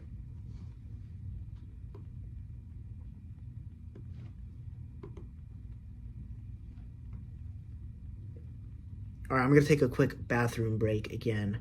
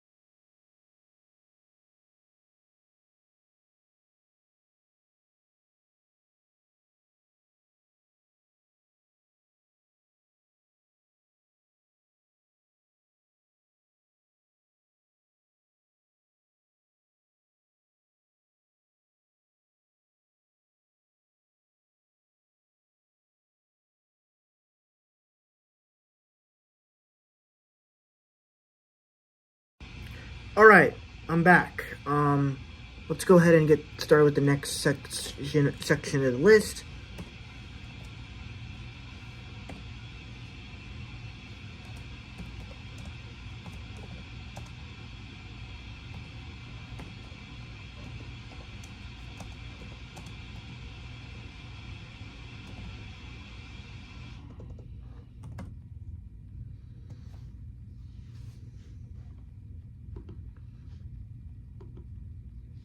Alright, so coming from 170, we have the first Omen. I thought it was alright. I'm not a big fan of the Omen franchise, but yeah. 169, Immaculate. It's Sydney Sweeney, so that's all you need to know. 168, The Strangers, Chapter 1. I thought it was a solid movie, but nothing else. 167 Megalopolis, I already talked about it, so we need to talk about it. 166 Sasquatch Sunset. 165 Horizon in American Saga, Chapter 1. So I already talked about those movies, so we don't need to talk about them again. 164 Chapter 1, 2020. I thought it was pretty good. 163 Azrael. Already talked about it, so we need to talk about it again. 162 Borderlands. I thought it was pretty good. I don't know what y'all are talking about. And then 161 The Return. Kind of boring, but that's why it's at the bottom. Okay. Next up, we have...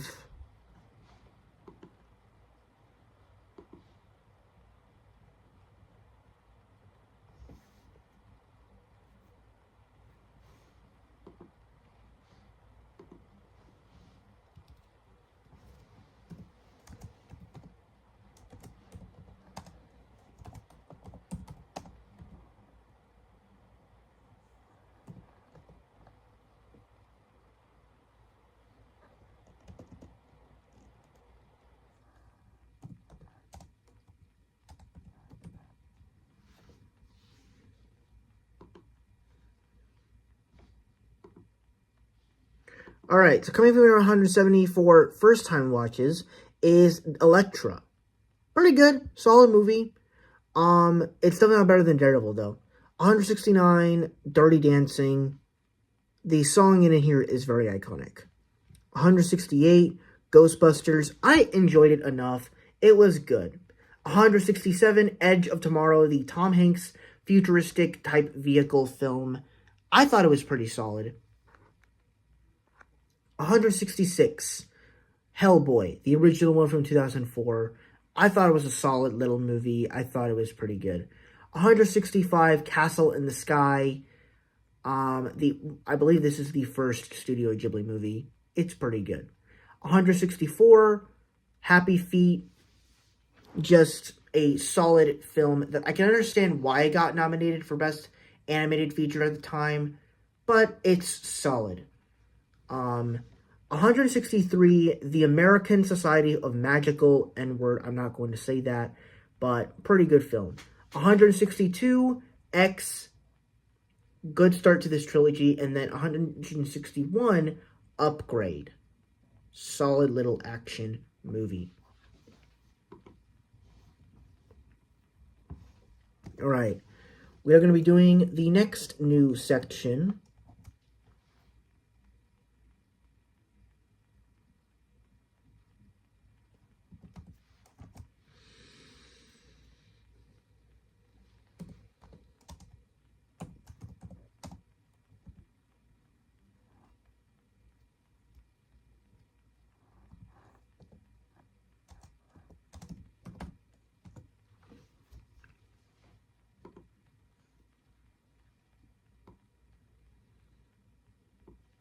Alright, so 160 for new releases. New releases. Is Conclave. Already talked about it. 159, Cuckoo. Already talked about it. 158, Maxine. I thought it was really pretty well done in the way it was edited and done. But I prefer Pearl, which we'll talk about in a little bit in the first time watches. 157, Saving Bikini Bottom, the Sandy Cheeks movie. Very dumb. I hated the animation, and the fact that this movie got leaked is very sad to me. 156, Dirty Angels. Solid little action movie in this year from December. Okay. 155, The Crow. A lot of people hated this movie, but I enjoyed it enough. 154, Your Monster. It's definitely not better than Beauty and the Beast. That's all I can really say. 153, Dear Santa. Well, actually, I already talked about it, so we don't need to talk about it again. 152, Trap. Good story, good thrills, but that's all I can remember. But it's not executed perfectly, though. And then 151, Spellbound. We already talked about it, so we don't need to talk about it again.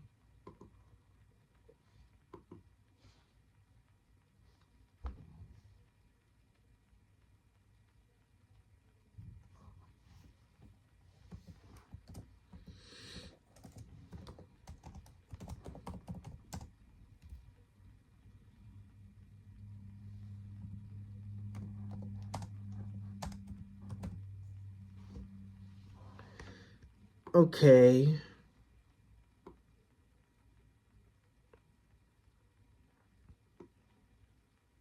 All right.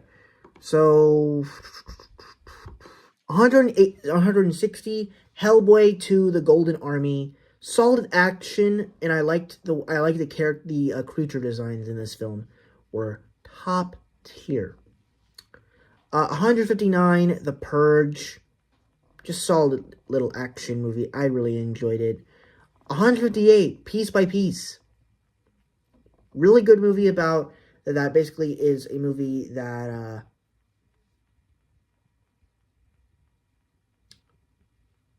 it's a Lego documentary biopic about Pharrell Williams and has good music. It's just overall pretty good.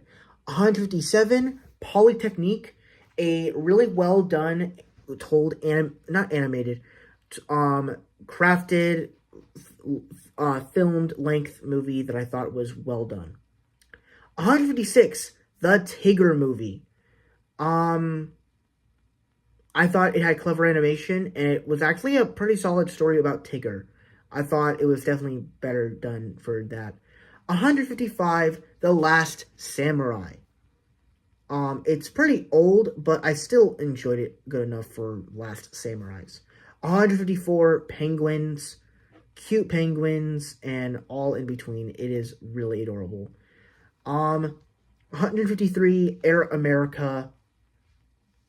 Solid Robert Downey Jr. movie, and also solid action movie. 152, Kingsman, The Secret Service. I thought it was a solid, fun time. And then 151, Beetlejuice, or at least Beetlejuice 2. Very fun movie, by the way. Beetlejuice 2 is very fun. Alright, now we're going to go ahead and talk about...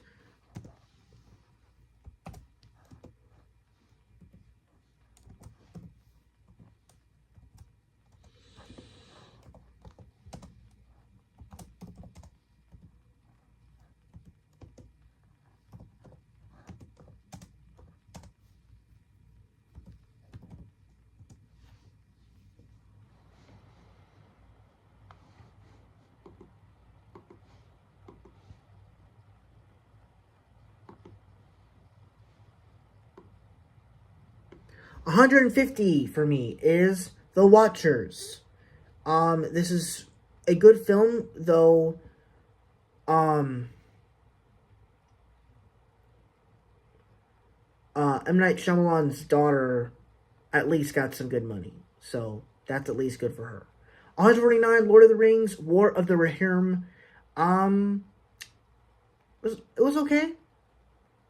I definitely enjoy the better Lord of the Rings movies. It's definitely better than the Hobbit movies for me.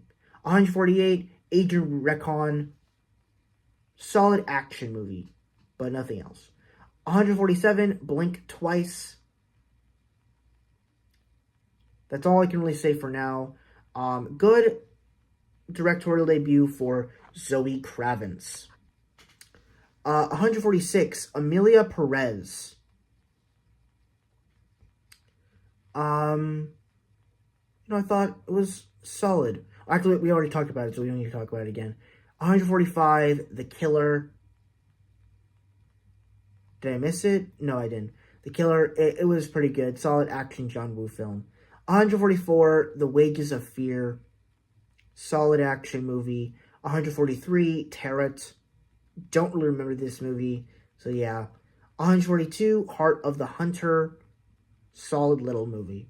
And then 141, Elevation. So that is 150 through 141.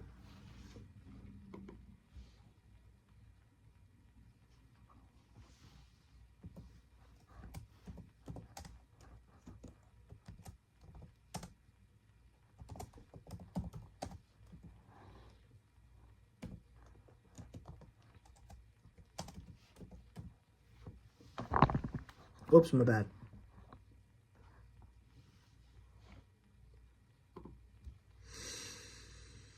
We're almost there, guys. We're almost there. 150, Kingsman, The Golden Circle. I thought was just a more enjoyable film. a much more enjoyable sequel, and overall just a solid fun time. 149, My Old Ass. Aubrey Plaza is hot in it, but also it's just a solid film. 148, Pirates of the Caribbean, Dead Men Tell No Tales. Good, really good introduction to this franchise. So good. 147, The Killer's Game. Solid action movie, and I want to see more like these. I might just go and start seeing more Scott Adkin movies, more these other action stars that appear in the stuff. But yeah. 146, Meet Me Next Christmas. I just like these Christmas movies on Netflix and Hallmark and HBO Max. They're just really good. 145, The Kingsman, the prequel to the Kingsman franchise. I just thought was a really solid Kingsman movie. I just really liked it. And then 144, Sherlock Holmes 2, or as it's called, Sherlock Holmes, A Game of Shadows. I just thought this was a really solid action movie, and that's what I got from it. 143, Beverly Hills Cop 3. Easily my favorite of the trilogy so far. I just really enjoyed it. 142, Anyone But You. It's got, what's his name?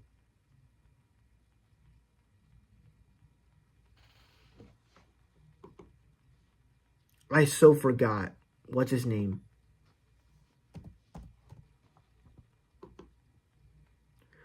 Glenn Powell and Sydney Sweeney in the film. I thought it was a solid, rom-com. Sydney Sweeney.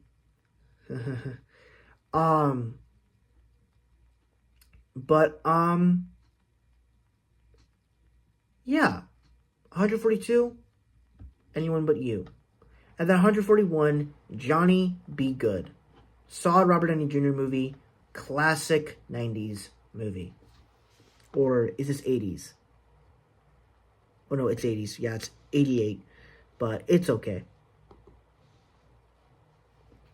Now we're going to head on to the top 30s in the new releases.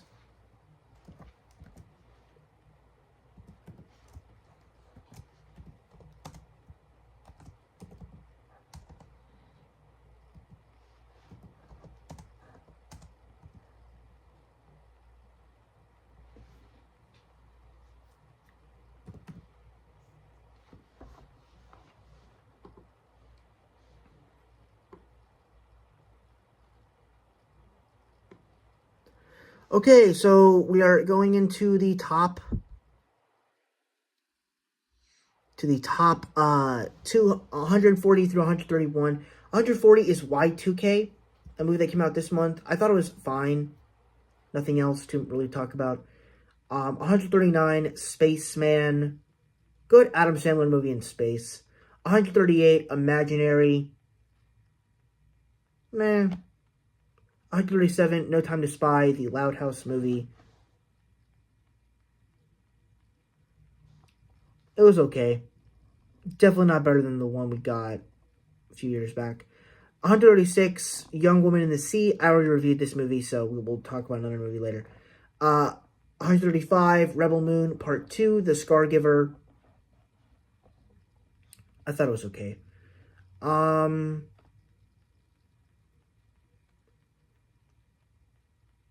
It was at least better than the first part, but I enjoyed it enough.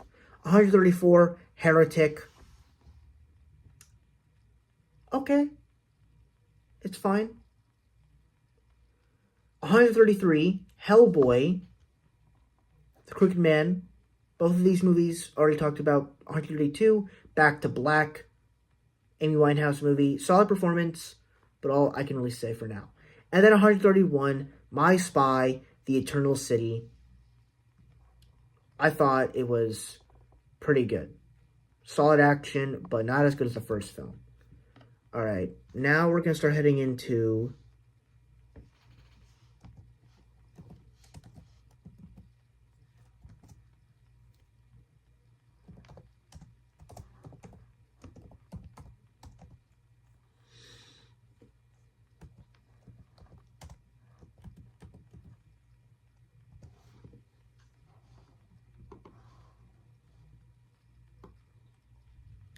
All right, so as we head into the top 140 through 131, this is part of the list for me on the first time watches where pretty much all of these movies from 140 to 140 to number 1, I love all of these movies. So 140, Ford versus Ferrari, I thought it was great. You know, Christian Bale and Matt Damon racing, it was great. 139, All of Us Strangers, I thought just was a phenomenal film. Great actors. 138, The Greatest of All Time. Why is this in here? This should be 141, but I'll fix it later. We're kind of almost done here, but 137, The Godfather Part 3. Solid conclusion to the trilogy, though I think the first Godfather is the best one. 136, Kick-Ass.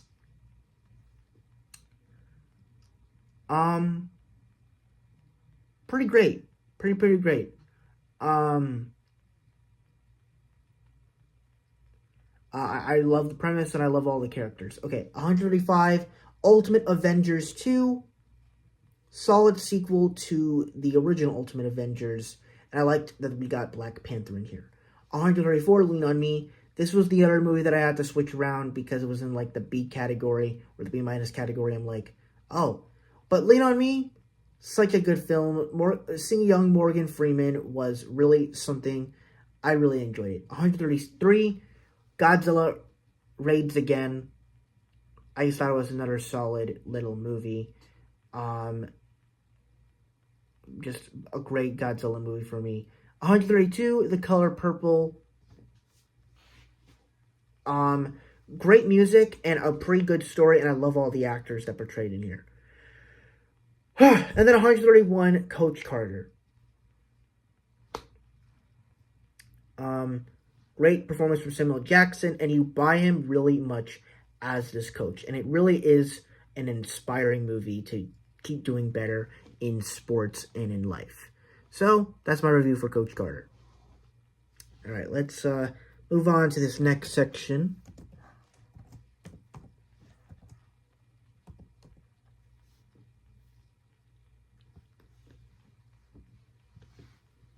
So I'm trying to look at the time here. It's 6:28. Damn. I've been doing this for like almost 2 hours now. Well, it's been 2 hours. It's supposed to be 3.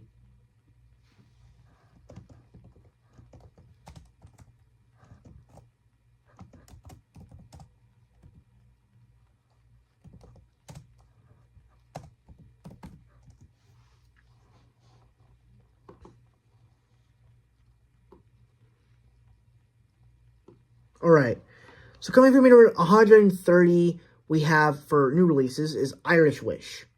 This is another Lindsay Lohan movie that came out this year, and I thought it was fine. I prefer that Christmas With You film that she released about a few years back.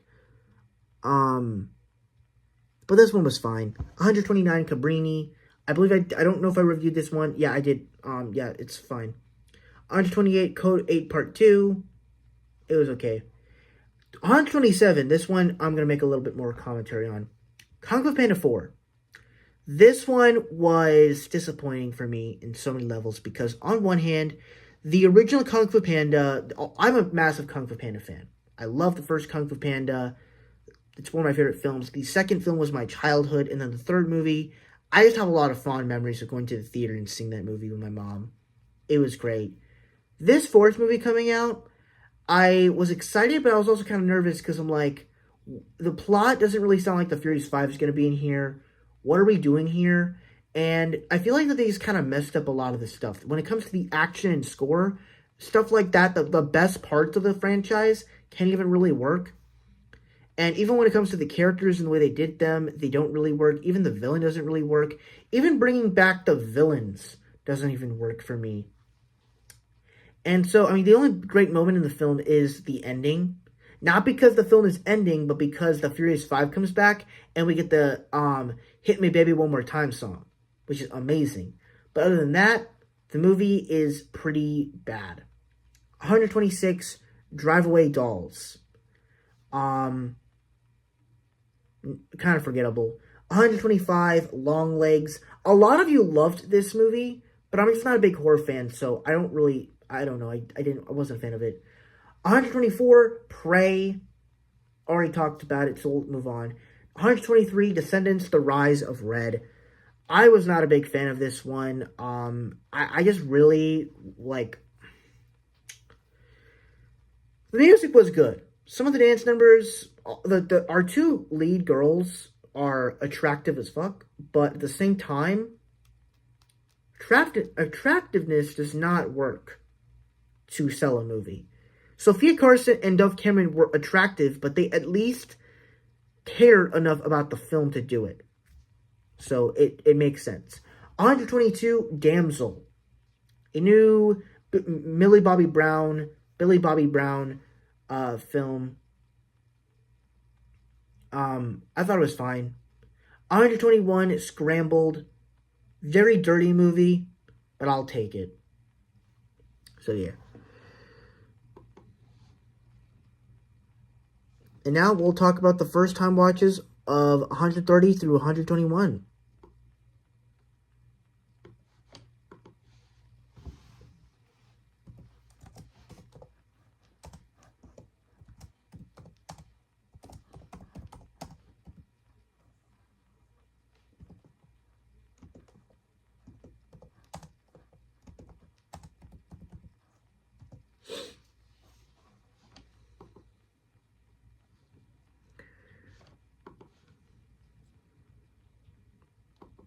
$130, Chimpanzee. So Chimpanzee, I thought, was great. Cute monkeys, all around adorable, fun. 129, Bears. Adorable, cute movie about bears, and you kind of got to learn a little bit more. 128, Ponyo. Very interesting movie in the way the story is told, and it was such a good film.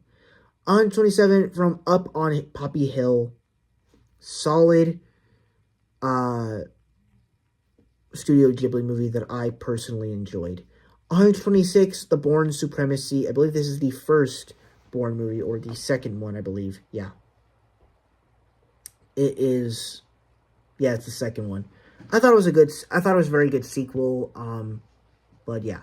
125, Spirited Away. Very good movie, and I watched this one because of... The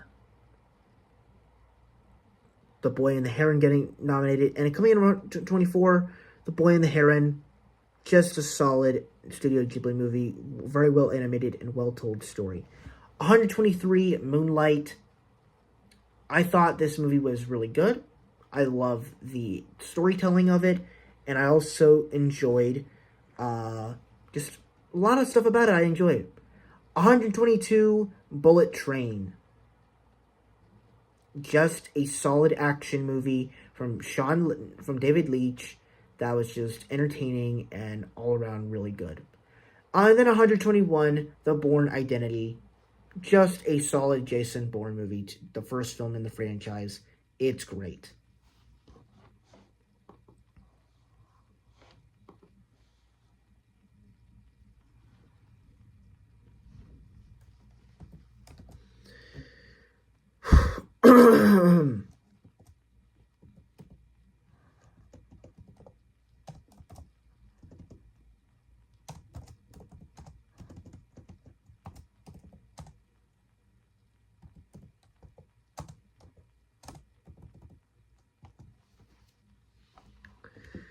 Okay, coming from number 120.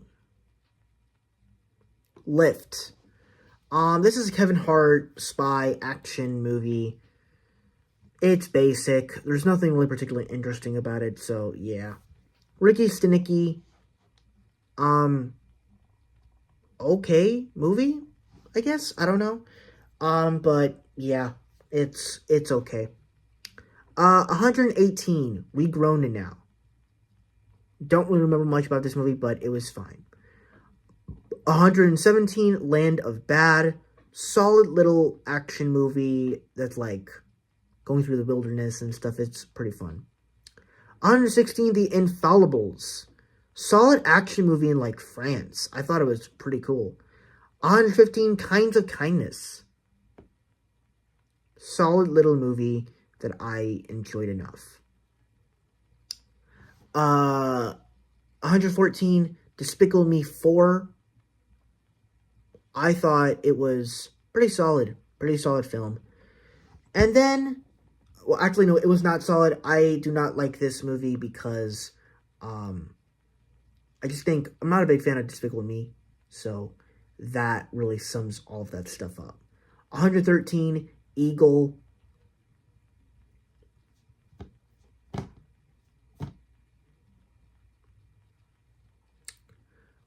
It was fun action, though. Fun action. 112, Night Bitch. So, Night Bitch is basically a film that stars Amy Adams. And there's these signs from her that, like, she starts acting weird. Basically, she's, like, turning into a dog. I thought the concept was kind of cool. And it was kind of executed well, but also not. So, yeah. And then 111, In a Violent Nature. Pretty much, I just talked about it, so we'll move on.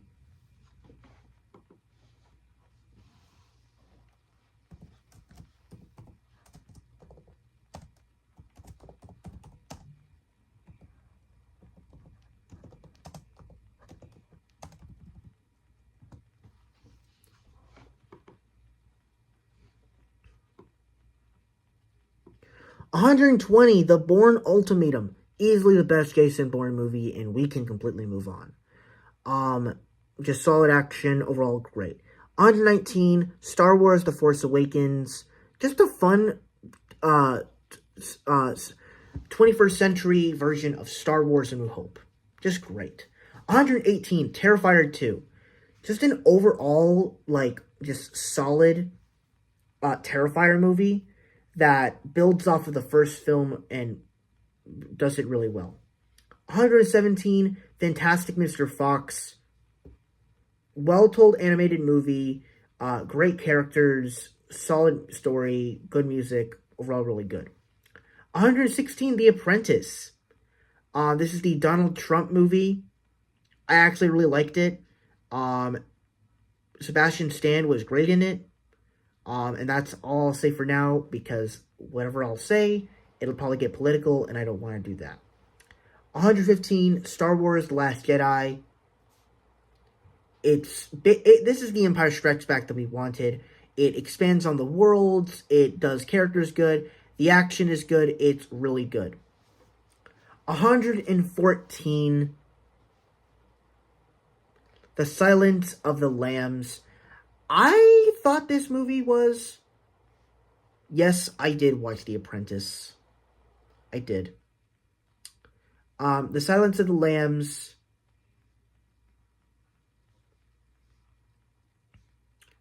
I thought it was a solid movie. Anthony Hopkins is wonderful in it. And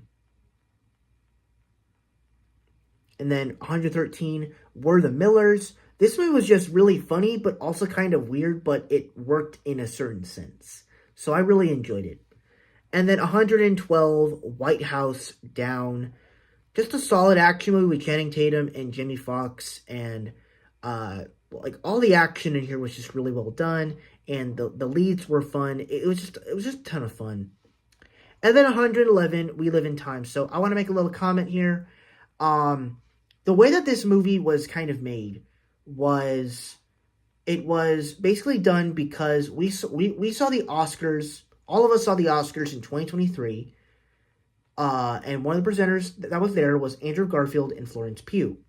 And one of the things I kept seeing about the Oscars, one of the comments was, Andrew Garfield and Florence Pugh's chemistry was amazing. So Hollywood saw all those comments and was like, we need to make a movie about them where they're the two leads. And part of what makes this movie work so well for me is because Andrew Garfield is like one of my favorite actors of all time. And he's kind of like the Tom Hanks for the 21st century, to where when Tom Hanks can be in so many different movies, and he could be like the best leading star in there. But with Andrew Garfield, it's the opposite, where it's the same thing, where he can be the best performance in a movie. And in this movie, he gets to do that with Florence Pugh, who is also an up-and-coming star, and I'm really liking her in a lot of things, in like the MCU and Dune and all these other films. She was even in Goldilocks and Puss in Boots: The Last Wish. She was just really good. And so you get this film, but it's also a love story, and the love story, I think, was also really good. So you get great performances, but also a really good story that I thought was really good. Ugh. My head hurts a little here. No, don't know what that is about. We're on the news section now. Let's go.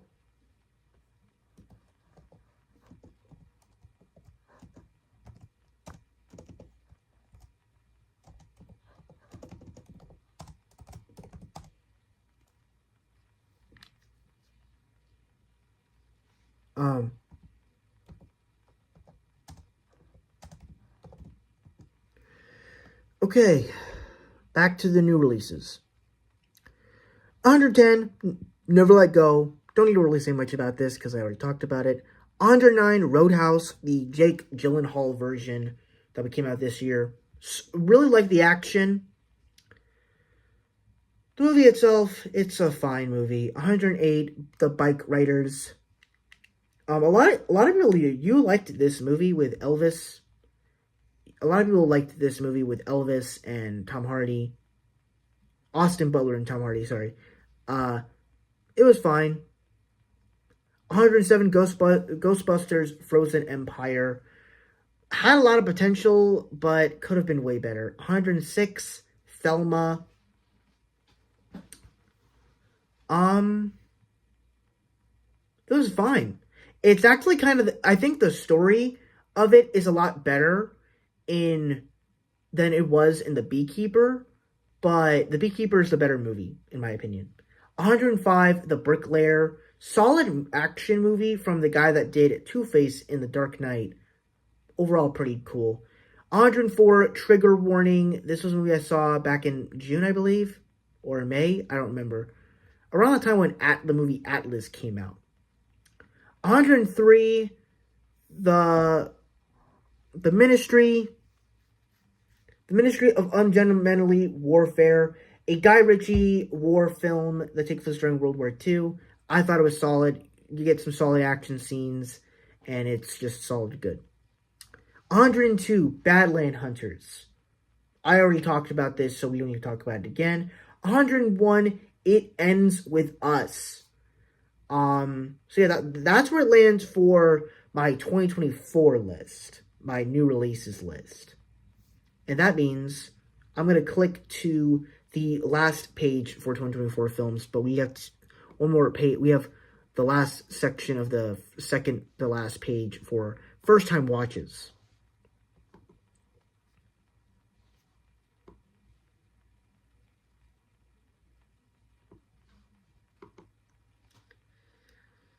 Okay.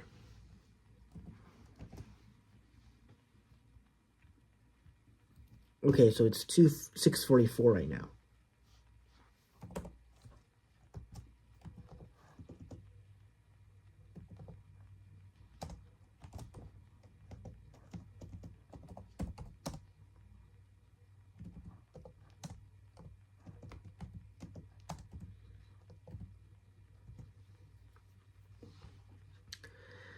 Okay. 110, 13 going on 30. Just a solid like girl version of Big for girls. Jennifer Gardner was great in it, and I do wish that, and I do like Mark Ruffalo in it, and it has a lot of young like Marvel actors in here from like Captain Marvel and Judy Greer. Just a lot of great ones. I will say I do wish this movie did a little bit more, but I still overall really liked it. 109, Society of the Snow. Really heartbreaking movie. Go watch it. 108, Next Avengers, Heroes of Tomorrow. The story about the Avengers kids and them fighting Ultron. I thought it was great. 107, Justice League. Justice League Throne of Atlantis. Basically what the Aquaman version movie is if the Justice League was involved. Basically. 106, Perfect Days. I thought the movie was pretty good. I thought the movie was awesome. It was great. Yeah, it was great. 105, The Humans. This was my Thanksgiving pick, and honestly, this was like the perfect Thanksgiving movie because it's like, it basically shows you what happens during Thanksgiving. The family meets, they talk for a few hours, and then they eat dinner together, and then one of the family members stays over to sleep and then go out the next day. So that's basically what happens. It was based off like a Tony show, or someone won a Tony for it. The show won a Tony. But yeah. 104, Batman vs. Robin. Overall solid, good action, and I like the story that they do with Robin. 103, The Hangover. Solid, funny film. Who Let the Dogs Out? I mean, the economy of Todd Phillips movies. 102, Porco Rosso.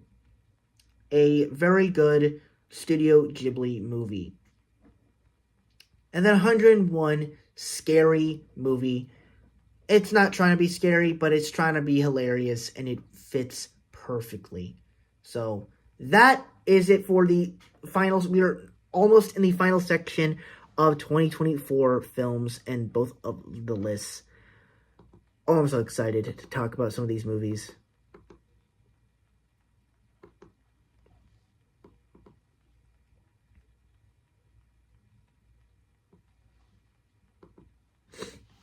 I'm going to take a quick water break.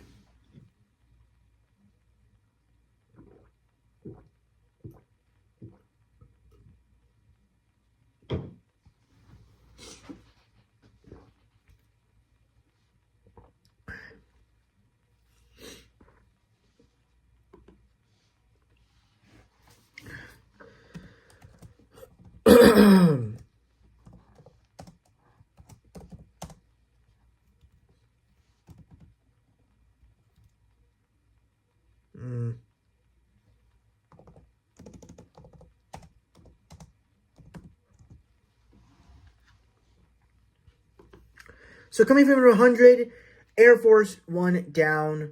Solid little action movie, as it's basically about Air Forces. And it actually kind of gives you some hand-to-hand combat that you probably wouldn't expect from movies like this. So, pretty good. 99, Venom: The Last Dance. I thought it was a solid, Venom movie.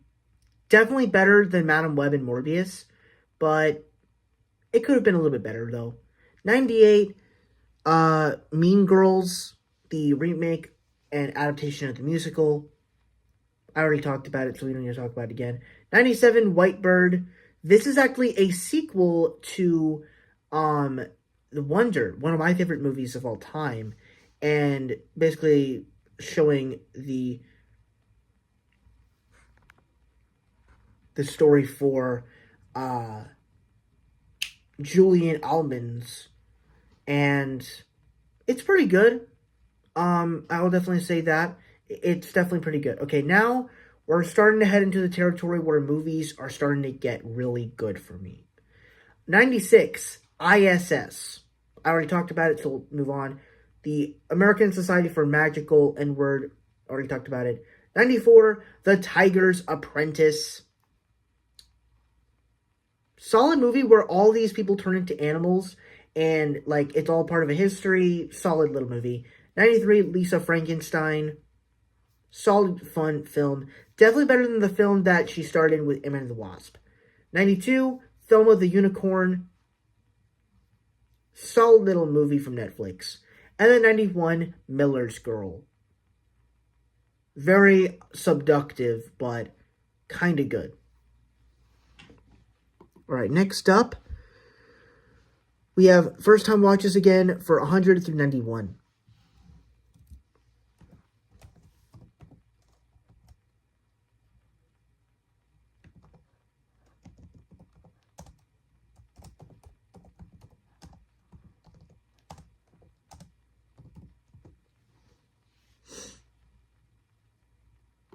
Alright, coming in at 100, Brokeback Mountain.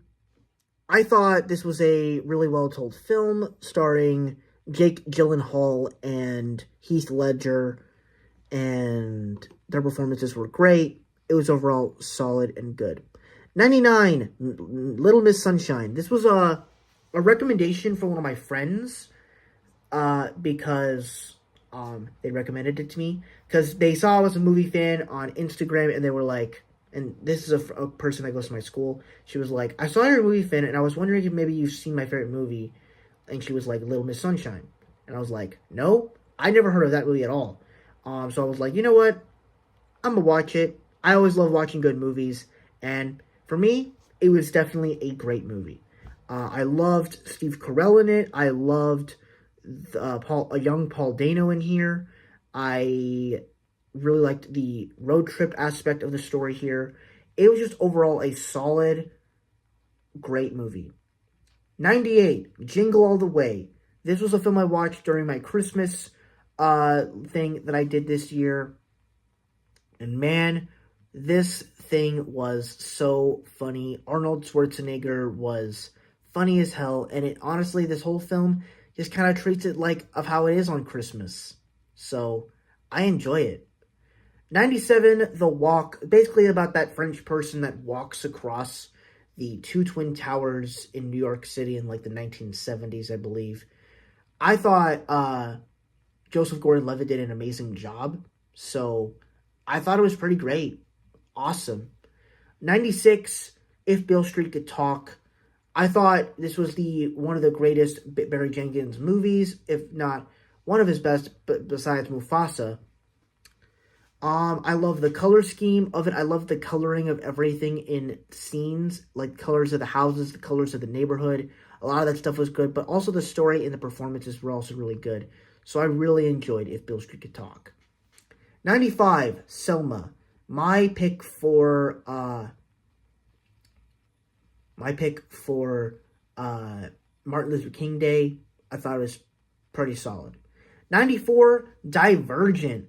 Such a unique film that introduces such a unique premise and world and characters that build so much emotion. Oh, I loved it. I loved Divergent. 93, Black Rain. A really good action movie from Ridley Scott and a young Michael Douglas. That's just so good. 92, Midsommar. I have a little bit of a connection with this because I watched a video of it in my tech theater class when I was in 10th grade, and it made me understand a little bit more of it because we were learning about props, and one of the props we had was this food from the Midsommar movie, so I really liked it. And then 91, we have Ghostbusters Afterlife, possibly the best Ghostbusters movie. And now we'll get back to the first time to the new releases.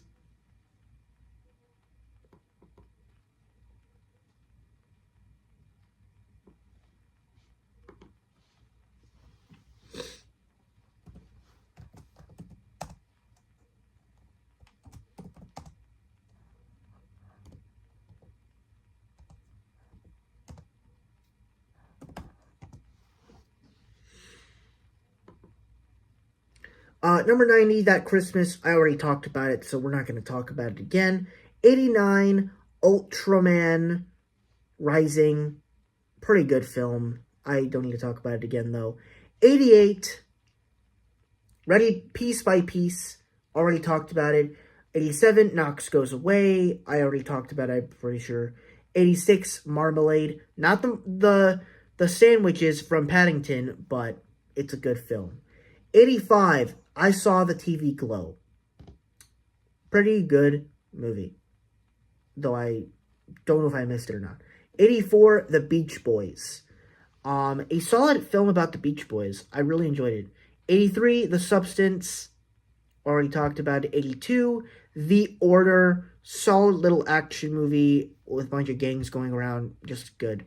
And then 81, Things Will Be Different. I already talked about this movie, so we can move on to the next section of this list.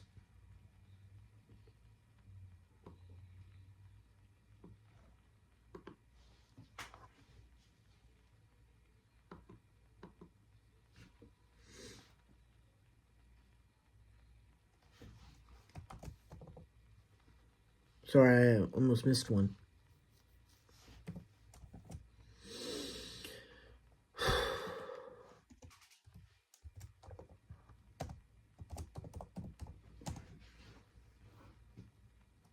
What time is it? It's 6. It's almost 7. Wow. Okay.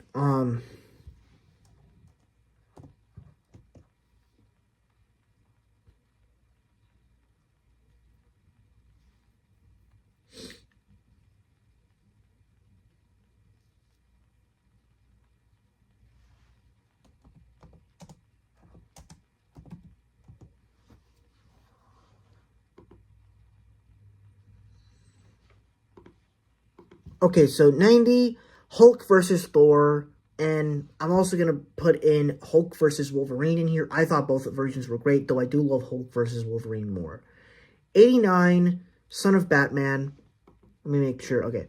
Son of Batman, just overall great film, and I believe this is the film where Robin goes to Talon, or whatever the other one was. 88, Terrifier 3. Just solid horror movie, better film, best Terrifier movie ever. 87, Sicario, the first film. I loved it. Solid action, solid thriller, really good. 86, Mad Max Fury Road. Solid action movie and one of the best little sci-fi films. 85, Star Wars Return of the Jedi. Great ending to this trilogy and the best of the trilogy. 84, Annabelle Rising. Great Annabelle movie and a great origin story for Annabelle.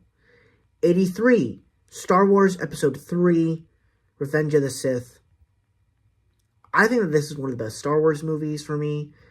I just loved this film a lot. It was great. It was great for me. 82, Here. I pretty much talked about this movie a lot already, so it's basically just this one. I just love that it's just this movie in a one big shot in this one house, and you're seeing a family grow with Tom Hanks and Paul Bettany, and basically the return cast of Forrest Gump. I thought that was excellent. So yeah. And then 81, we have Selena. Really well told film. Jennifer Lopez got that for real. And she played good performance by Selena. So, good film. All right, let's head back to the first time watches, the new releases.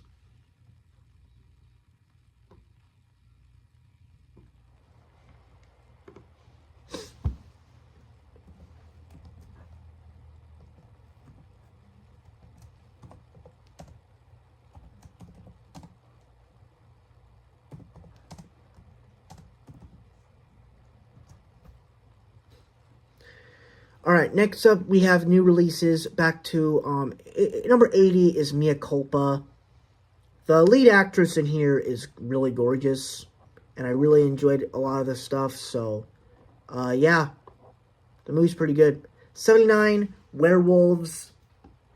I thought it was a solid movie with starring Frank Grillo and all that buzz. I also enjoyed some of the werewolf costumes and that it's kind of a little bit practical. I thought it was solid. 78, The Greatest Hits.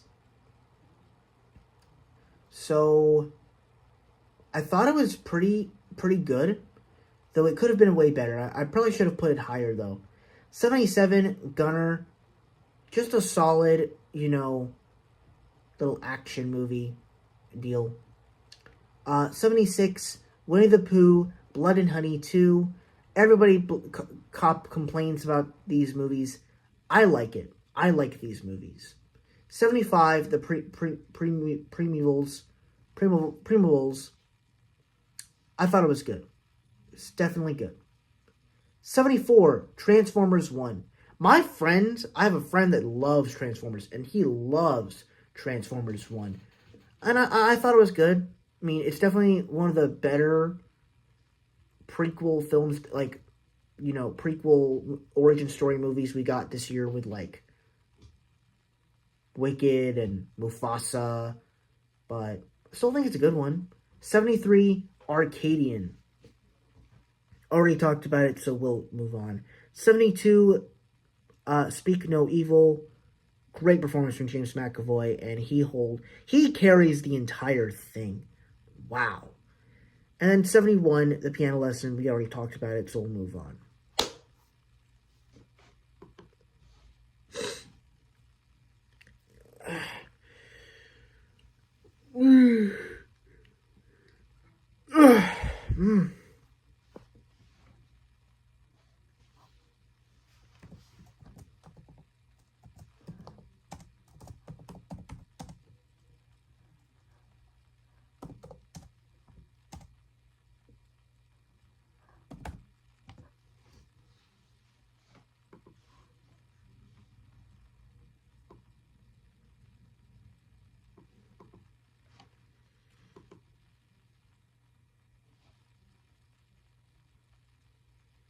Okay.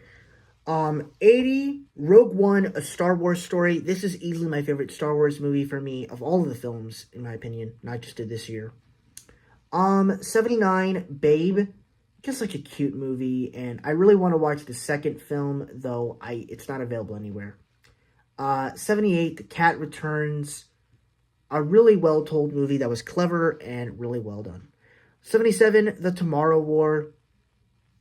I just thought this movie was really well done. Chris Pratt is great in it, and it's just a solid, fun action movie. 76, Napoleon Dynamite. This movie is an icon, though there was just some parts that I think were a little weird, but that's just the nature of Napoleon Dynamite. He's weird. 75, Skyscraper. Basically The Rock doing Die Hard. I really liked that one fight scene with, like, the mirrors, as well as him and his brother in the room. I thought that scene was great, but also, I just liked that, he was a guy that got his leg bombed off after an explosion, so I thought that was kind of fun. Well, not fun, but I thought it was cool. 74, Sausage Party. Hilarious movie. Kind of stupid at times, like Napoleon Dynamite. And I've also seen a little bit of the show. And the show it's crazy. It's really, really crazy. 73, Princess Mononoke. Thought it was really good. It's pretty rated R. There's like a head that comes off. It's pretty brutal. 72, 21 Jump Street. Hilarious movie of seeing these two guys in high school being police officers. It's really fun. And then 71, Justice League War. A great team-up origin story for the Justice League. I thought it was great. Alright, let's head on over to the 70s again for new releases this time.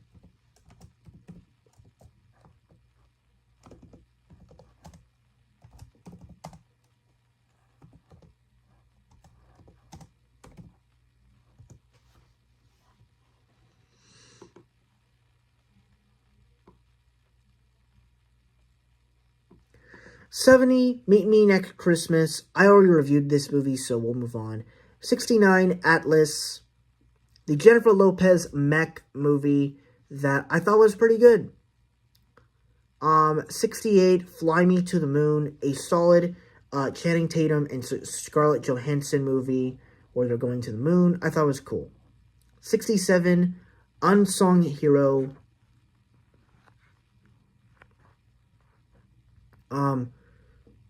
Solid movie, but could have been a little bit better.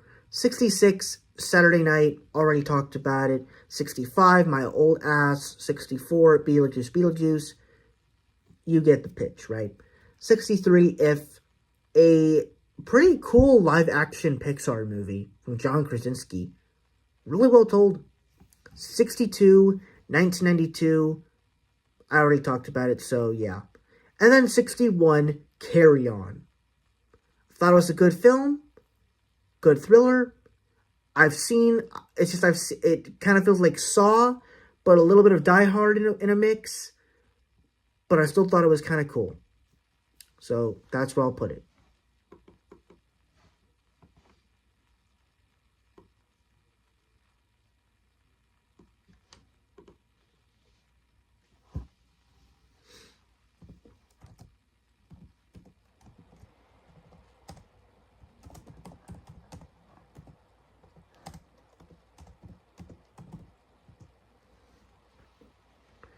Alright, coming from number 70 on first time watches is Only Yesterday. I thought this movie was very emotional and engaging. It was just overall a solid movie. 69, 22 Jump Street. Just a really good film from just a solid sequel, to be honest. Really better. And I want to get a 23 Jump Street to where they're like they actually get to do cop bad shit stuff. I want to see that. A 68 Whisper of the Heart.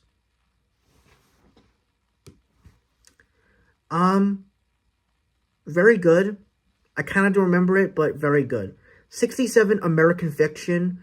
What's his name? Oh, I forgot his name.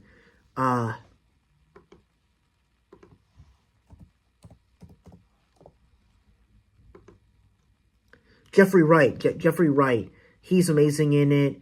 I also love all the other actors in here, as well as Issa Rae. She's great. But overall, the movie is just solidly well told. 66, Robin Hood. Great action from Ridley Scott. 65, American Symphony. Just great music from Matthew Hinneman. No, not Matthew Hinneman. From John Baptiste. I thought it was really great. 64, American Gangster. Great little gangster movie from Ridley Scott. 63, Batman Bad Blood. I thought this movie was so far so good. It was a great movie of uniting the Bat family together. It was absolutely insane. 62, I Want to Dance with Somebody. Just an overall great little movie that told the story of Whitney Houston. I thought it was great. And then 61, I have Daredevil 2003. Everybody can crap on this movie if you want to. I don't care. I love Daredevil. All right, I'm going to take a quick bathroom break, and then we're going to head on over into the 60s. Or, no, wait. Yeah, we're going to head on over to the 60s for new releases.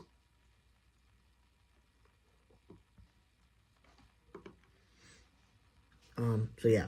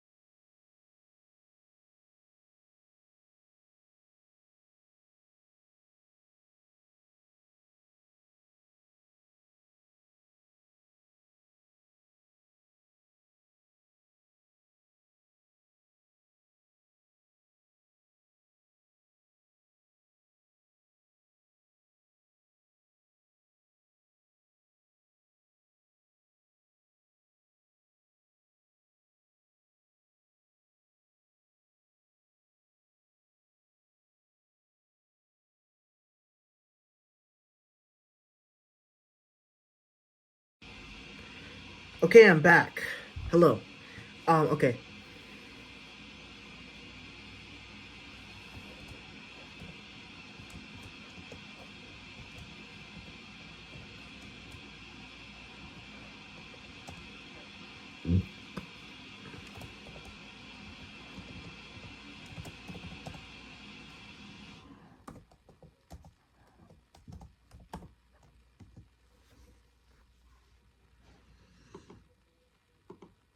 Okay, so, coming from number 160, we have, Ordinary Angels.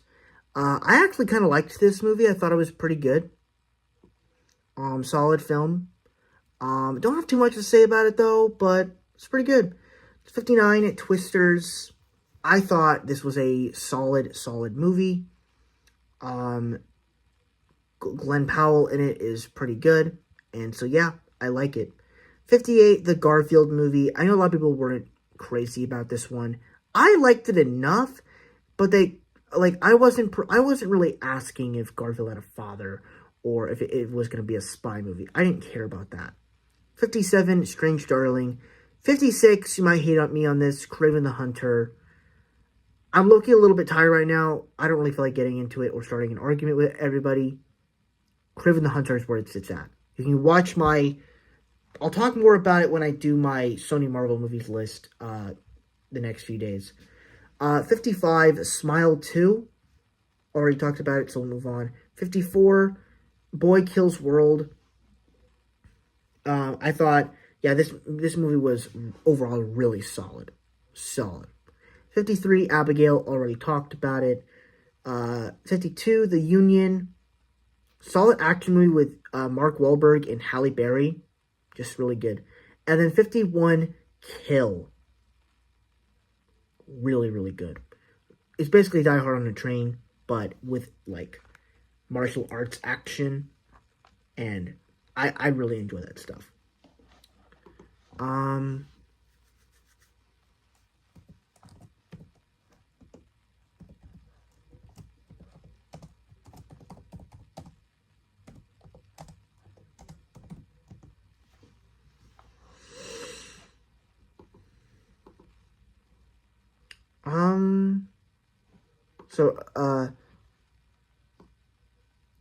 Number 60 is Sonic the Hedgehog 2.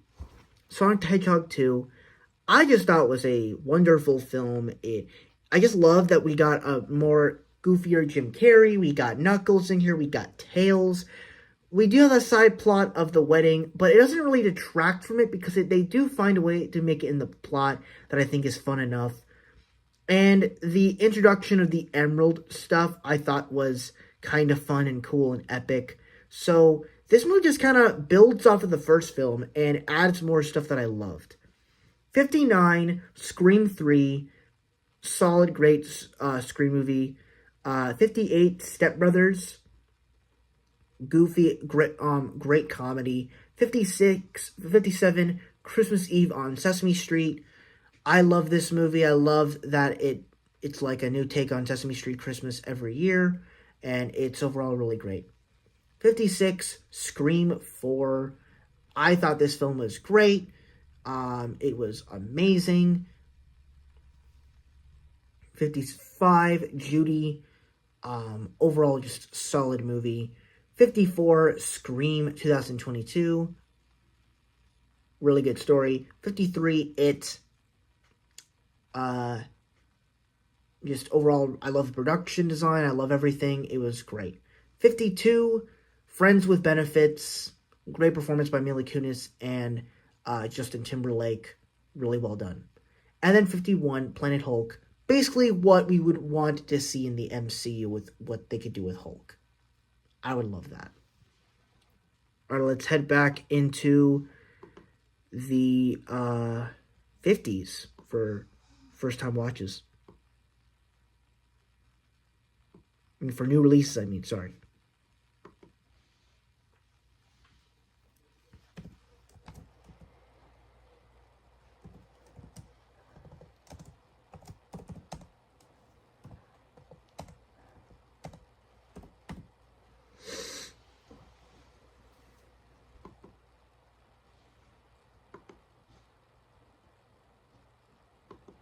Alright, so coming from number 50 for new releases is Musica. So Musica, I think, is a solid, well-done film that has good music and has a good story. It's kind of like on the same level as The Greatest Hits, so I think it's pretty good. 49, Harold and the Purple Crayon.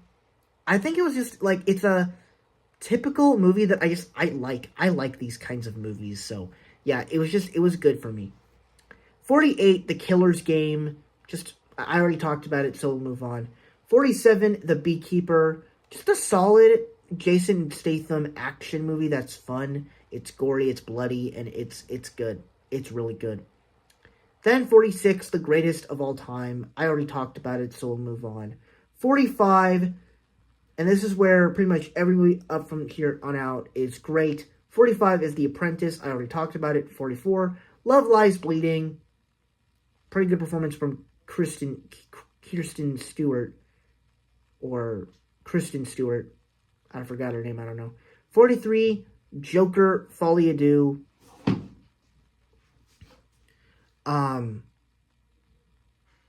I thought it was... I did love it. I did like it. I know everybody hated it, but I just loved it. I thought it was a nice trick up the old sleeve. So, I thought it was good. Then at 42, we have Challengers. Zendaya is awesome, but the story here is also really good. And then 41, Beverly Hills Cop, Axel F. Great Beverly Hills Cop movie, and Eddie Murphy is amazing.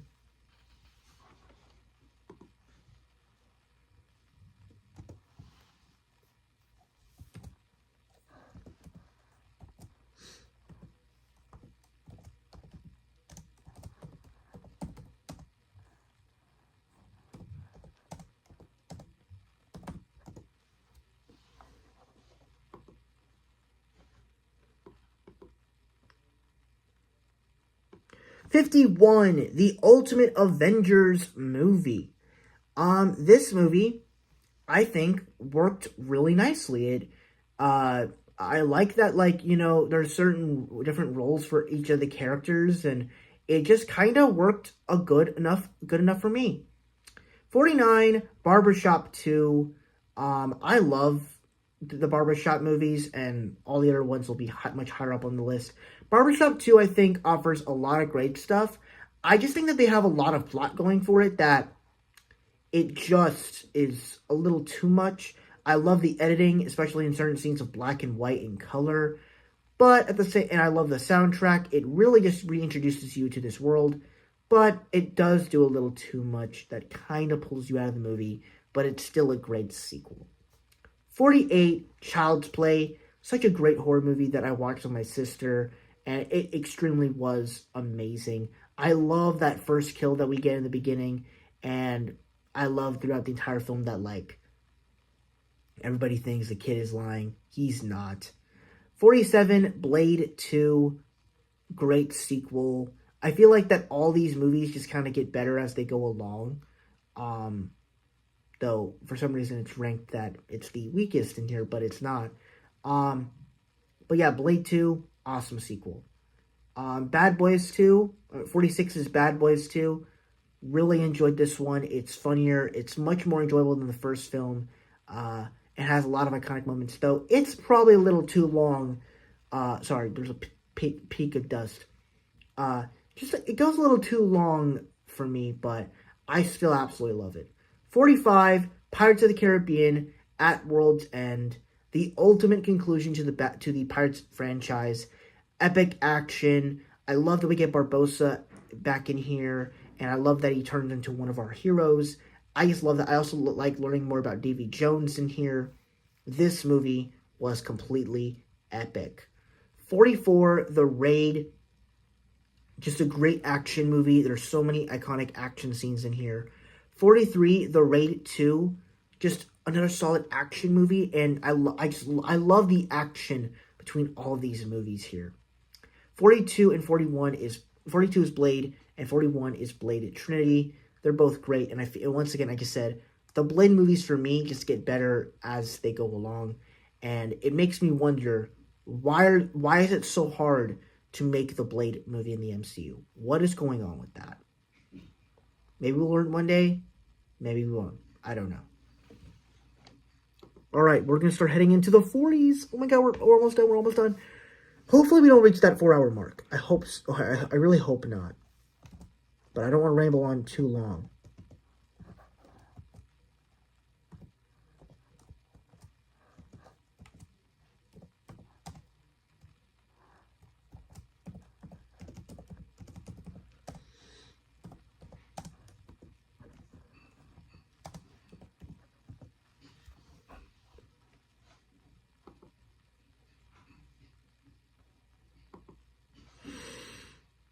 Okay, so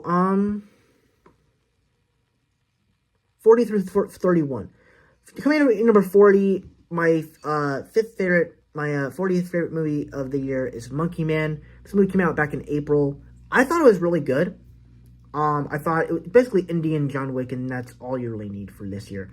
39 is Sonic the Hedgehog 3. Now, I know there's going to be a lot of people that are hating on me in the comments right now. Oh, how can you not put Sonic? I did love Sonic. I had a few issues. I loved the characters again. I liked the introduction of Shadow. I love that we have 2 Jim Carreys. I liked that they didn't just make a side plot about this wedding, and instead they actually kind of used the human characters properly.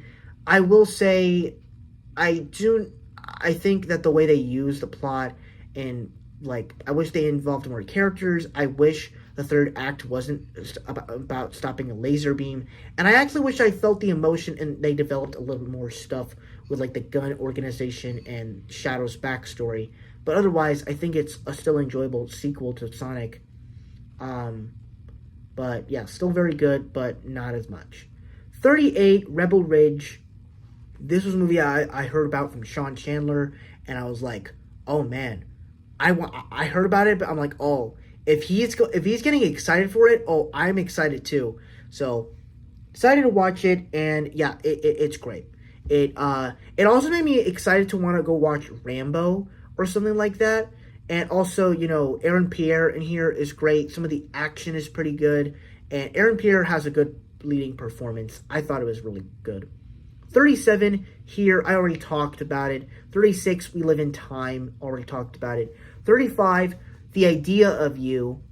This is a rom-com, a middle-aged rom-com with Anne Hathaway. And I love that it's a coming-of-age story for older people, for middle-aged people, as it's coming of age isn't just about youngsters. It's about everyone. So I loved that about the film. 34, Furiosa, another great Mad Max movie. That's a prequel, and the action, they still got it. 33, Godzilla vs. X-Kong, A New Empire. Really enjoyed it. I like that it's a Kong-centered story, since I'm Team Kong here. And the monster action was amazing. 32, Red One. A lot of people hate this movie because it just feels like a basic American blockbuster. But I feel like that's kind of what this director and these movies, that's what I like about them. I like Red One. It's awesome. Chris Evans and The Rock, they're amazing. So, yeah. And then 31, The Fall Guy. It's awesome. Ryan Gosling and Emily Blunt, they're awesome on screen together. Some of the stunts and action sequences are pretty fun. It's a fun little movie. All right, now let's go on over to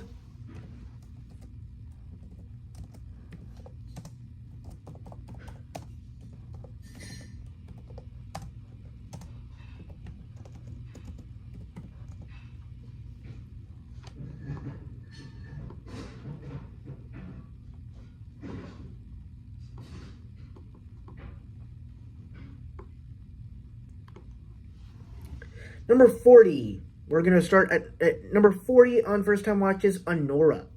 So this was a movie that I saw earlier this past week, and I actually really loved it. I thought basically a prostitute story of this stripper that falls in love with a Russian guy, and they get married, and it was just something really good. There's a lot of cursing, but makes it kind of interesting too. So I thought it was really solid. 39, The Original Barbershop.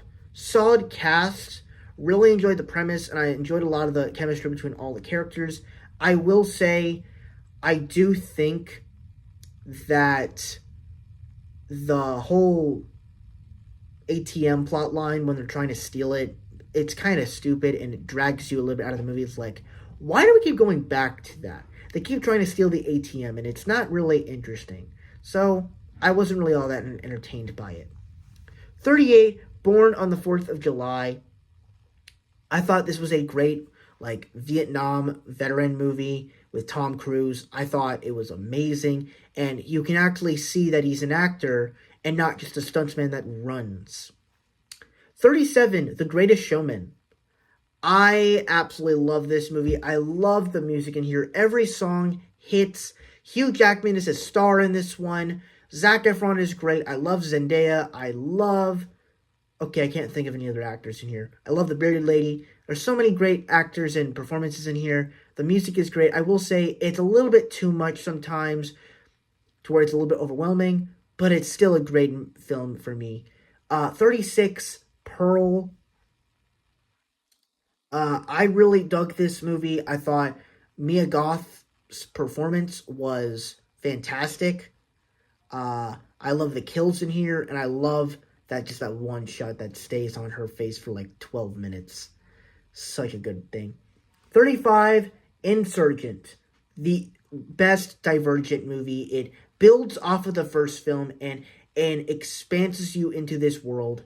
Absolutely wonderful. 34, the first movie that I saw this year for first time watches, About Time. And I am just excited for you because this movie was awesome as it's a great time travel story, but it's a great life story. And I loved it. 33, Robot Dreams. It was something really good. Just something really solid.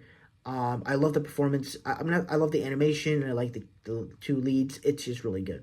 32, the original Godzilla from 1954, and this made me really interested in wanting to go watch the other Godzilla movies out there. And then 31, King Kong 1933. Absolute cinema for that film. Loved it. All right, let's head back into the top 30s now. We're almost done, guys. Can you believe it?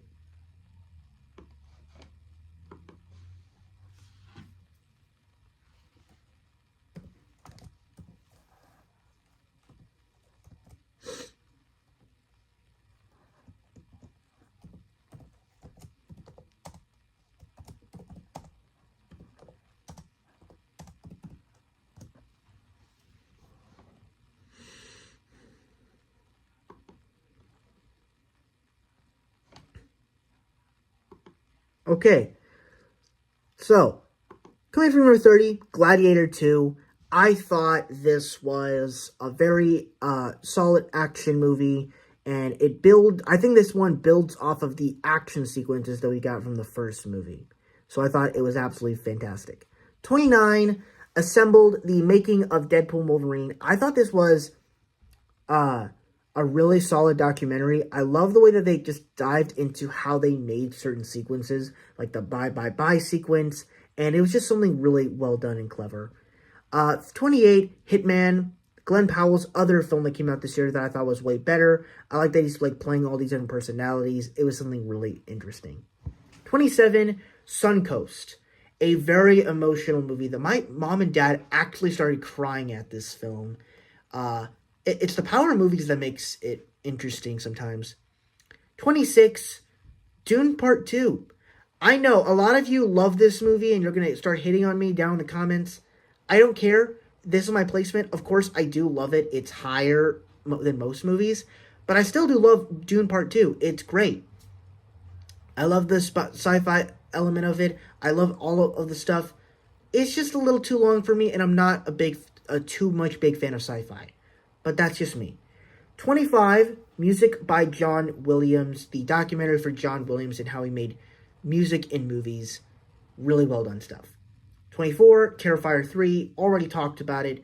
23, Tiger. Disney Nature's film for this year. I thought this was a really well done movie. And I also loved the hopefulness of that the tiger population is being, it's still living out there. So I think it was definitely one of the better Disney Nature documentaries for me. 22, Anora. You already know my thoughts on it, so we'll move on. 21, Kingdom of the Planet of the Apes. I absolutely loved this movie. I thought, I saw the trilogy of Planet of the Apes movies last year with Caesar and with my sister. And I was like, I need to, we have a new Planet of the Apes movie coming out. I need to probably go watch that. and it was a great experience. I loved seeing the emotional journey. While I don't care about these characters as much, like Caesar and all these other characters, you really do care about the film. So, just overall solid movie. And yeah, let's go head back to first time watches, shall we? And get this list going. Let's go.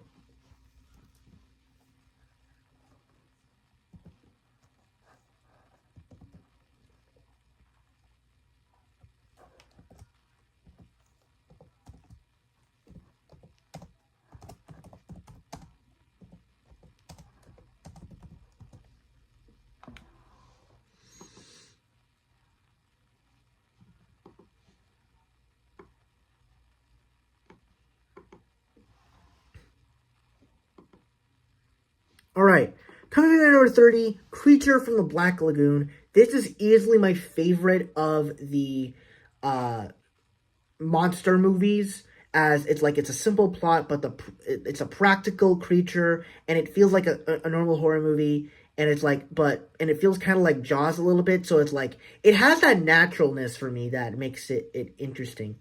29, Hachi, A Dog's Tale. I thought this movie was very adorable, very cute, but also kind of sad at the same time. 28, Taylor Swift, The Eras Tour. I thought it was fine. I'm not a huge Taylor Swift fan, but a lot of the songs were good. 27, Renaissance, a film by Beyonce. I loved it more because I'm a huge fan of Beyonce, and you got Megan Thee Stallion in there too, so. 26, The Book of Clarence.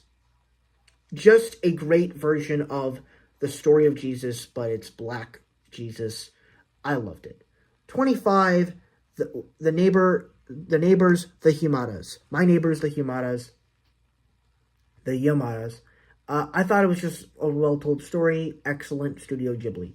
24, The Tale of the Princess Kaguya. Very well done movie. Very well done movie. 23, Rocket Man. Great performance of Taron Egerton and great music. Loved the story of learning of how Elton John was back in the 80s or whatever, or in the 70s, or I don't know. 22, Marriage Story. Marriage Story. Scarlett Johansson and Adam Driver's performances were fantastic in here. And yeah, that scene in the kitchen was amazing. And then 21, Nyad. Amazing movie about a girl, an older woman that tries to swim from Cuba to Florida. Excellent movie. And now we're going to start heading into the top 20. The top 20 for 2024 films. Let's go. Okay.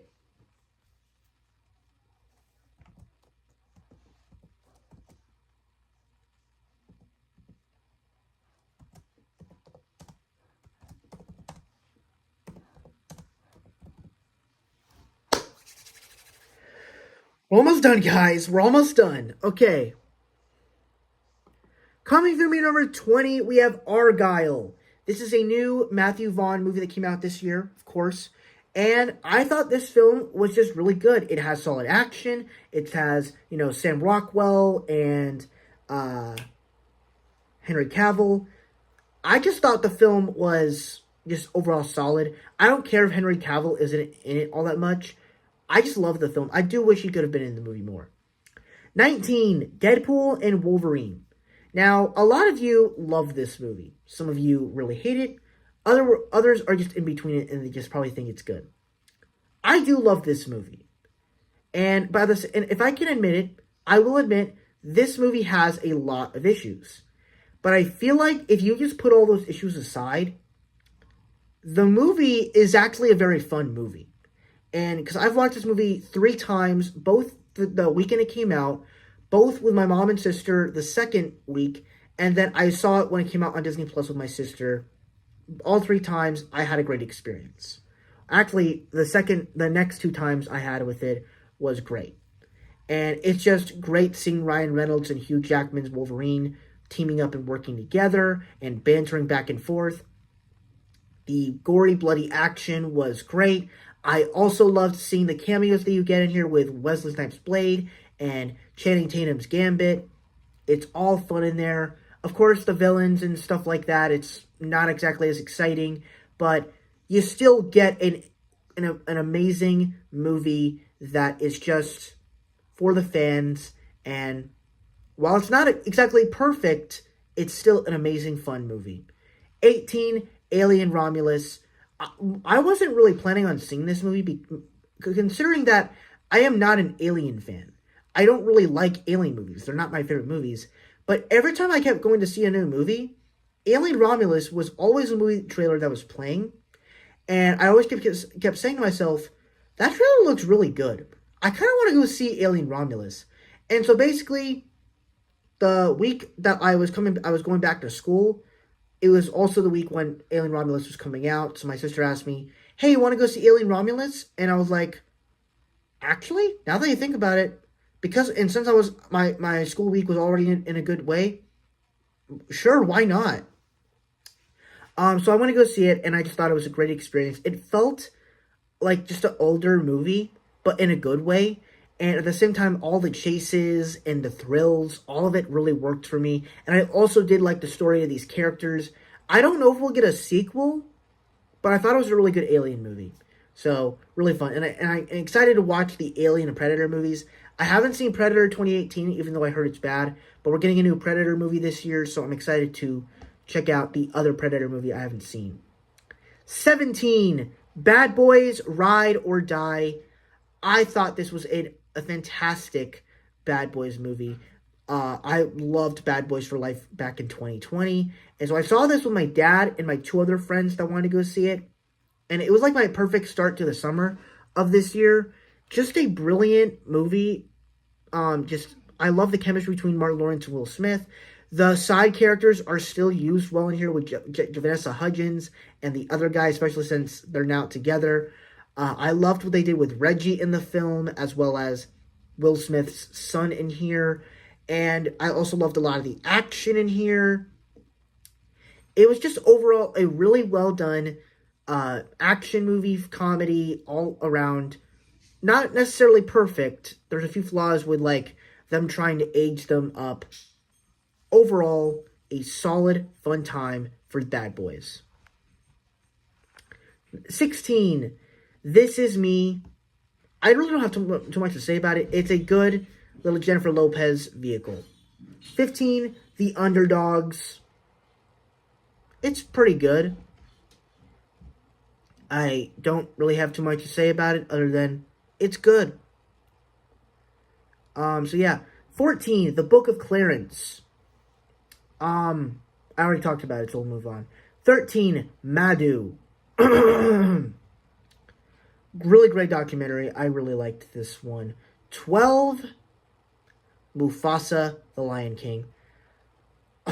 I wish this movie could have been my top 10, at least my top 5, but while I did love the film, I love the special effects, I love the CGI, and I love the songs, I liked the way they did the characters, I liked all the stuff they did. There are a few flaws with this movie, but we don't have time to talk about that because I want to move on to other things. And number 11 is Orion and the Dark. That is my 2024 list until we get into the top 10.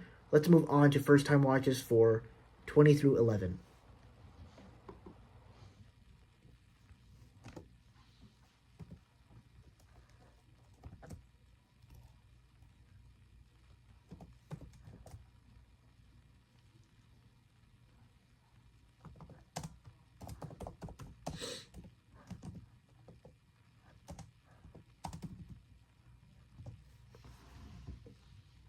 Okay, coming to me number 20 is the Superman Christopher Reeve story. So I never watched Christopher Reeve Superman movies at all. I never watched anything of that nature. I only watched this movie because I saw the trailer for it and it looked interesting to me. And I wanted to be a part of watching great movies. And this movie, of course, made me interested to watch the Superman movies and Christopher Reeve Superman movies. But it also is just an interesting story of the fact that Superman was paralyzed. And you have Superman as this character that inspires hope throughout with people. And you think, how did Christopher Reeve still inspire people while handicapped? Well, he inspired the handicapped community. And I thought that was something really interesting. And then you saw that after him and his wife died, you saw of how much of an impact he made both as Superman, but also the handicapped person. And it was just a really interesting story that was really well done, and definitely one of the best documentaries I've seen all year. I don't necessarily know when it came out, but I'm pretty sure it was in October. I'm pretty sure. 19, Elmo Saves Christmas. So this was another Christmas movie I watched during my Christmas list that I did back in December. Yeah. And this is the thing I love about Christmas movies that Sesame Street does, is they kind of create they take a twist on stories that people know, and they kind of do a twist on them, where this is basically essentially, what if we had Christmas every day, but instead, it's not just repeating the same December 25th day, it's, what if Christmas was all year round, to where it's every season. So we get to see Christmas during springtime, and Easter Bunny is not giving out eggs, he's giving out like little Christmas stuff.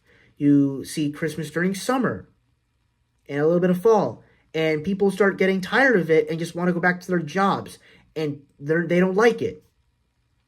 And when it gets to the actual season and day of Christmas Day, everybody hates the word of Christmas. Their throats are sore. Count is tired of counting all the days of Christmas. Nobody is happy.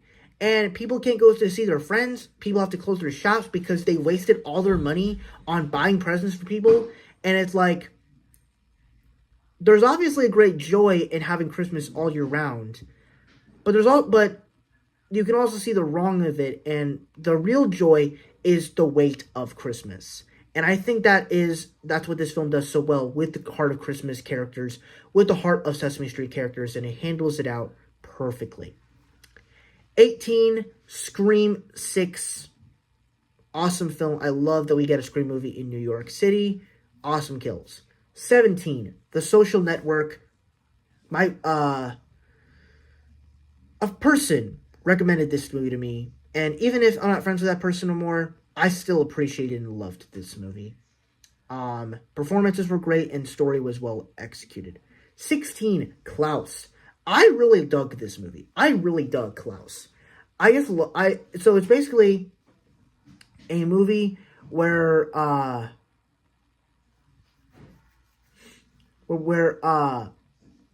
postman is sent to this place where basically it is just complete terrible. Where these people where basically everybody hates each other, they don't have Christmas spirit and everything.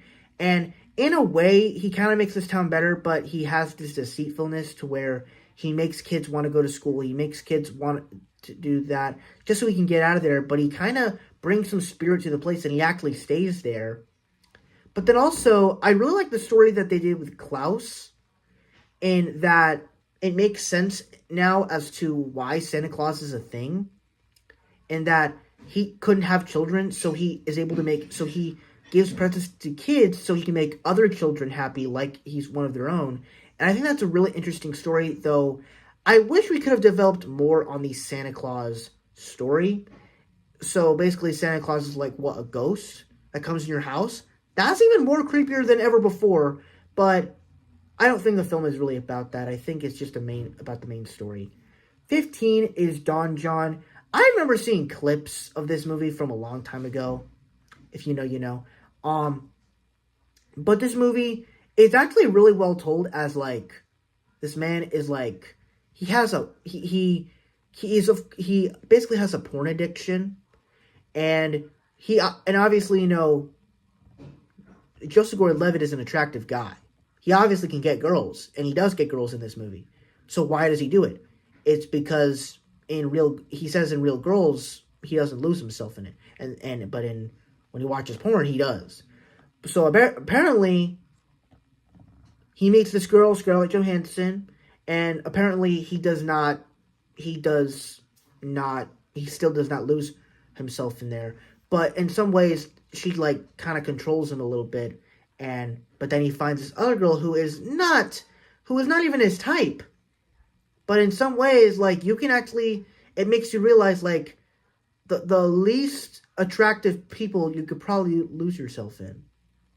So it's interesting. 14, still the naughty list. So this is actually in my spoiler alert, this is my top 10 of the year, since I haven't mentioned it yet. But this is a film that came out like a month ago, November 15th. And it stars Brian Hall as like a snowman, or multiple characters. And it's basically it's a stop motion animated film. It feels kind of like Rudolph, which we'll mention in a little bit. And essentially, it's like this stop motion animated movie about these group of misfits, 2 snowmen, a guy that skis backwards, a polar bear, and a moose. They are all on the naughty list, and they all have these goals, and they want to try and go to Santa Claus to maybe fix them.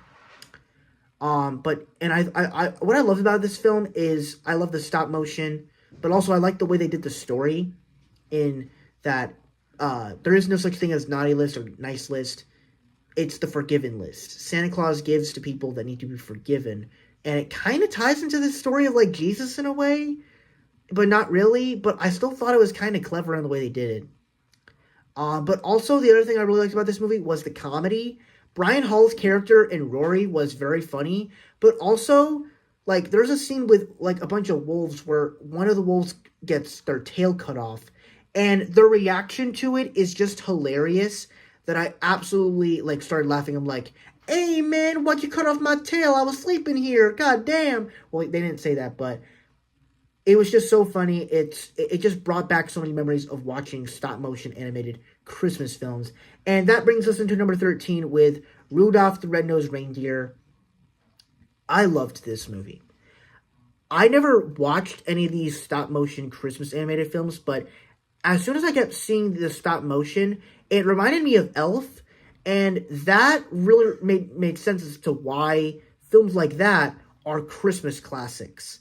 And I really enjoyed that aspect about the film, but also, I never really knew the story of Rudolph, in that I heard it through the song, but I never really connected the dots together, really.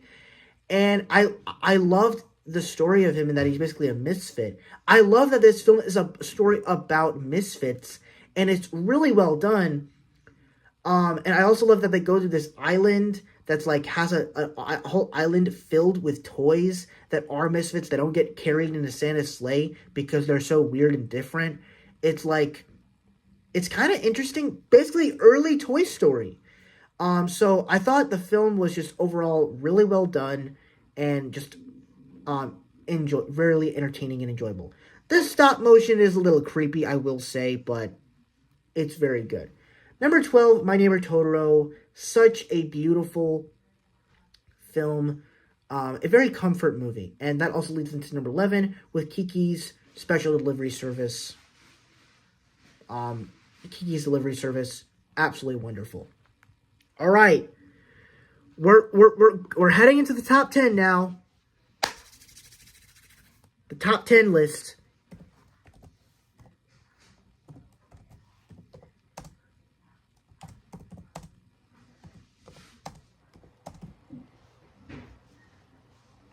Okay, we are doing my top 10 favorite movies of 2024.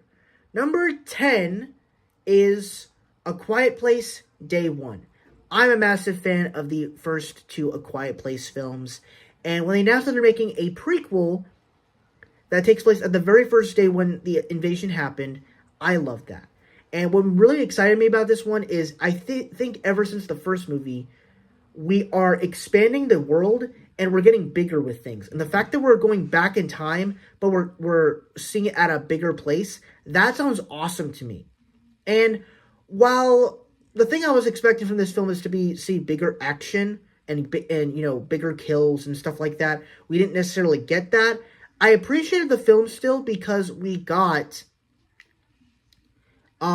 a new type of story with 2 different people, with Lupita Nyong'o and Joseph Quinn, and I really loved their relationship in the film. And this one, in their relationship, feels kind of like a piece of art. still cinema, but more of a piece of art in a way, and the way the music is portrayed. Because, like, in A Quiet Place, like, that's cinema. The dance sequence in the basement with John Krasinski and Emily Blunt, that's cinema. But for me, this film feels like a piece of art, and I love that. Number 9, still the naughty list. I'm not going to rave about it again, but it's number 9 on my list. Number 8, Wicked. I didn't know what to think about this movie. Well, actually, I didn't really know what to expect from going into this movie because I never watched the Wicked play, and I also wasn't a huge fan of the Wizard of Oz movie from 1939 that my sister also loves. And so I didn't really know what to think about it, but then I kept seeing all the good reviews, and I'm like, wait, Wicked is actually a good movie? Okay, I need to check this out. And I went to go see with my sister November 30th, and I'm so glad that I chose this over Moana 2. And there was just something, like, first off, the music was just phenomenal. I believed Ariana Grande and Cynthia as these two characters in here. I loved the world building of Oz in this film, and it made me realize, what if Wicked Part 2 is basically a remake of Wizard of Oz? We actually get to see that story play out with great effects and great performances and great music.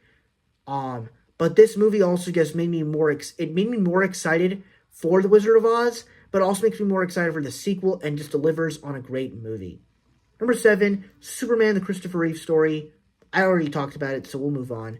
Number 6, Jim Henson, Idea Man. This was the Jim Henson documentary on Disney+. A great year for documentaries. I will say, it's been a pretty great year, as I have 2 documentaries on my list. And, I always knew Jim Henson as the Sesame Street and Muppets guy. He voiced Kermit the Frog, he voiced Ernie, and maybe a few other characters. He also directed films like Dark Crystal and Labyrinth, which are probably films that I want to see this year. But I didn't really know much about Jim Henson. But coming out of this documentary, I found a different sense of self about this man. That he was more than that. First off, he was a man that loved to experiment. He made short movies. He made short films in which I might want to go see them and see all the things that he's acted in. He also was invested in television. That's why he, did Sam and Friends. He did Sesame Street. He did The Muppets. And he was invested into Muppetry, but he was more invested into short films and television. Then he started wanting to make movies with Dark Crystal and Labyrinth, and the production of that was really cool. He also just wanted to do what's best for all of the mankind and deal with the new technology that was happening until he passed away. And even the way they handle the sadness of his death, it's of course saddening. And they have a little tribute throughout the Big Bird Memorial when Big Bird is singing "It's Not Easy Being Green." Like, it's wonderful, and they don't shape his sadness of the death. Instead of saying he's gone, we miss him, it's more of saying, I'm glad you were here, even though we miss you. I'm glad you existed because you were brought on this earth to do something wonderful, and you did. And even though you couldn't be on this planet for much longer, up until May of 1990, we know you could have done some amazing more stuff, but the stuff you brought us was fantastic. And this movie makes me more just, like, it makes me excited to check out all the stuff that he's done, but it also makes me more, like, it makes me, like, so excited about this man, that he was such a good person. I loved this movie. This movie was awesome. Number 5 is Thunderman's Return.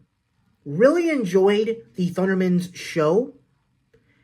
And one of the things I really enjoyed about the Thunderman's show was I enjoyed the family aspect, but I think the superhero stuff and the action and all that stuff was kind of the least interesting part. This movie, however, I think handles both of that, to where you're able to get the family dynamics and all the family banter and all that, but then when it comes to the superhero stuff, you actually do get some fun action, even though it's a Nickelodeon movie. But in some ways, I was seeing that and I'm like, let's go! Like, you're actually in celebratory of the bad CGI, the bad action sequences. Like, it's kind of fun. That's cool. But also, like, I liked the story that they developed here in that they've been doing this thing for almost 5 years.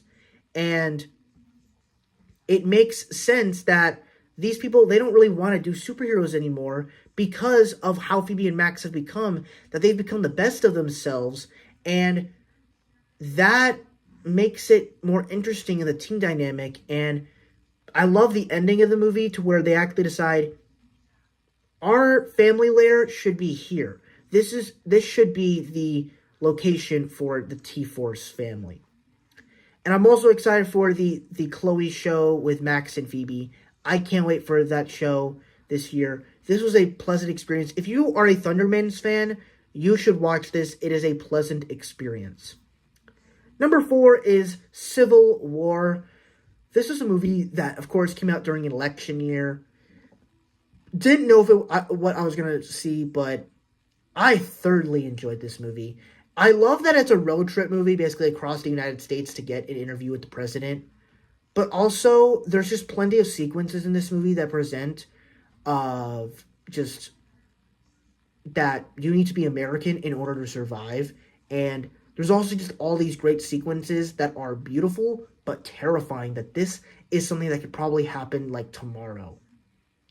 And it's pretty terrifying, to say the least. Number 3 is the best Christmas pageant ever. This was one I watched like a few days ago, and I absolutely loved it.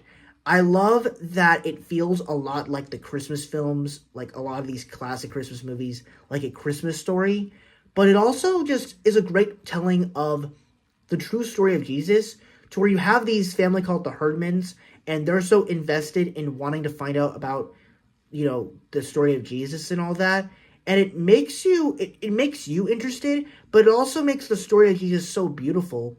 And it almost kind of got a tear in my eye. So I really love this film, and it was just a great experience. At number 2, my second favorite movie of the year is The Wild Robot. When they first announced this movie, I was like, and I saw the trailer, I was like, oh, this sounds pretty good. This looks pretty good.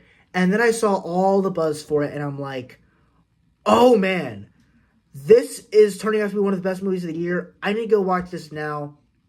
And it was absolutely worth it. I saw it the day after I went to my homecoming for 2024 in high school. It was amazing. I love the animation in here. Coming out after the year, what was Kung Fu Panda 4. Get the fuck out of here. This is the best movie of 2024. One of the best movies of 2024. But also, I love that it's kind of like its own DreamWorks parenting story. And that I love that we get a robot that basically it's the mother of the goose and all that stuff. And it was really well told, and teaching the goose how to fly. But not only it does have gorgeous animation, great music, as well as a good relationship between two characters, but it also, all the animals in here have great characters. Like, you have a bear that's played by Mark Hamill. You even have, like, a hawk that's played by the guy that played that black guy in Mission Impossible. And all these great roles in here. Even Pedro Pascal plays a fox in here in Fink. He's awesome, and you buy him as the character of Fink. And so overall, the movie is just so freaking good. Part of me wants to put it number 1, but unfortunately number 1 is the most powerful film of the year. Number 1 is Inside Out 2. I was a massive fan of the first Inside Out, and naturally, this is my favorite film of the year. There were so many great things that this movie did. I love that they dealt with the story of anxiety and how tragic that can possibly be to someone. But also, I loved all the new characters, and I love just how relatable this film is. That Pixar and Disney waited 10 years for us to grow up so that we can relate to something and get ready for the future. And I loved that. And it was so relatable. And in some ways, this movie set me up for the last 6 months of this year, because I've been dealing with a lot of stress and anxiety, and throughout all those hard times, this movie I kind of always went back to. And so it was just a pleasant experience that I personally enjoyed. So crowded out to Pixar and the team. And I want Inside Out 3 now. I want Inside Out 3 now. This is the next Toy Story 2 for me. I loved Inside Out 2. And we're not finished yet. We're almost there, but we're not finished yet. We have one more list to talk about, and that is the top 10 for best first-time watches.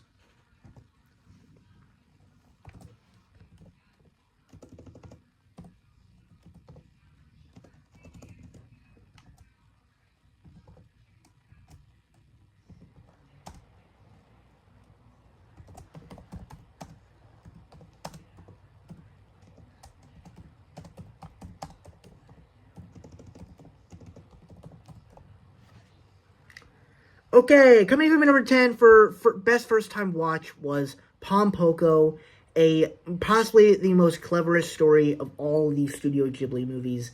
I just connected with this one the most, just because I liked the story, and I also liked hearing J.K. Simmons and Clancy Brown's voices in the film. Really good. Number 9, Akeelah and the Bee. I thought this was just such a great movie. Of course, it has a great performance from a young Keke Palmer, as well as a sort of younger Lawrence Fishburne. But also, this movie also, it kind of teaches us about how spelling bees work, the roots of letters and all that stuff. And it was just really well done, and kind of creating a community through that. Just a really well done film. And also Angela Bassett's great in here too. Number 8 is Barbershop, A Fresh Cut. I thought this was easily the best of the Barbershop movies that found a way to make it feel like the old films, but find a way to modernize it. And with all the stuff that has happened throughout these characters' relationships, I love the way they did the story in here. And the fact that this film focuses on stuff that was going on during the year of 2016, when people were just getting shot up, and how much that meant to the black community, and that we had a black president and all that stuff. I thought that was just really something interesting. And kids then were getting into gangs and all that stuff, and to me it was just very interesting in the way they handled it. I do wish they showed a little bit of drama in it, like a little bit more of drama, like the Hate U Give, but at the same time, maybe you didn't really need to do that. I thought what they did was really great, and they delivered a great experience. Number 7 is Crazy Rich Asians. So this one I thoroughly enjoyed. It's really fun. All the performances are just really good in it. But I also love the story of, you have these Asians, this family of Asians that are crazy rich. And you can see exactly of how being rich can be both a good, but also very bad. But also, I love the certain relationships that were done in this movie. And also just the wedding sequence was also quite beautiful. This movie was a dime. Number 6, Life of Pi. Bro, can I just comment? This movie is filmed beautifully. Every single shot of water in this movie, the colors reflecting off of it, oh my god, I was blown away. I love all the water shots in this film. It was brilliant and gorgeous. But besides that, I also love this story of this man, and he has his family with a zoo, and you see this heartbreaking story with the tiger. The fact that most of this stuff wasn't even real, but it looks so believable. It's unremarkable to me that this film exists, with this tiger and this boat and all that stuff, and he's trying to catch the fish, he's killing all the animals. It's it's so interesting for me. And the fact that it's also kind of heartbreaking that the tiger and the boy went on this long journey together, and when they finally reach shore, the tiger doesn't even reciprocate the same energy. So were they actually friends? So it makes you wonder. Number 5, The Fabelmans. So back in March, I was a little bit in a Steven Spielberg rut. And I wanted to watch Steven Spielberg movies, and The Fabelmans was one that I just kept wanting to watch. And I mean, obviously when I first heard about it, I was like, oh, Steven Spielberg movie's making a movie about making movies. And that, to me, just set up for something great. All the performances in this film are great, from Paul Dano to Michelle Williams to Seth Rogen. All of it was great, but it has that Steven Spielberg storytelling that was so great. The music from John Williams was fantastic, but I love the storytelling and the way that it ties into the family drama and all that. And even in the scenes of when they're making film and that the guy is telling of how to act, that's how it is in movies. That's how Steven Spielberg did certain movies. And I love that. So, yeah, The Fabelmans, awesome movie. Number 4, Saving Private Ryan, a awesome war movie that Steven Spielberg directed, where you get the intense action sequences, but you also care about the characters. Great performances from Tom Hanks as well as Matt Damon, which that whole scene reminded me of Good Will Hunting, which came out around the same time as Saving Private Ryan. But also, this movie makes you wonder, is doing all this war stuff in action really worth it? And that's the brilliance when the plot is just really simple. I loved it.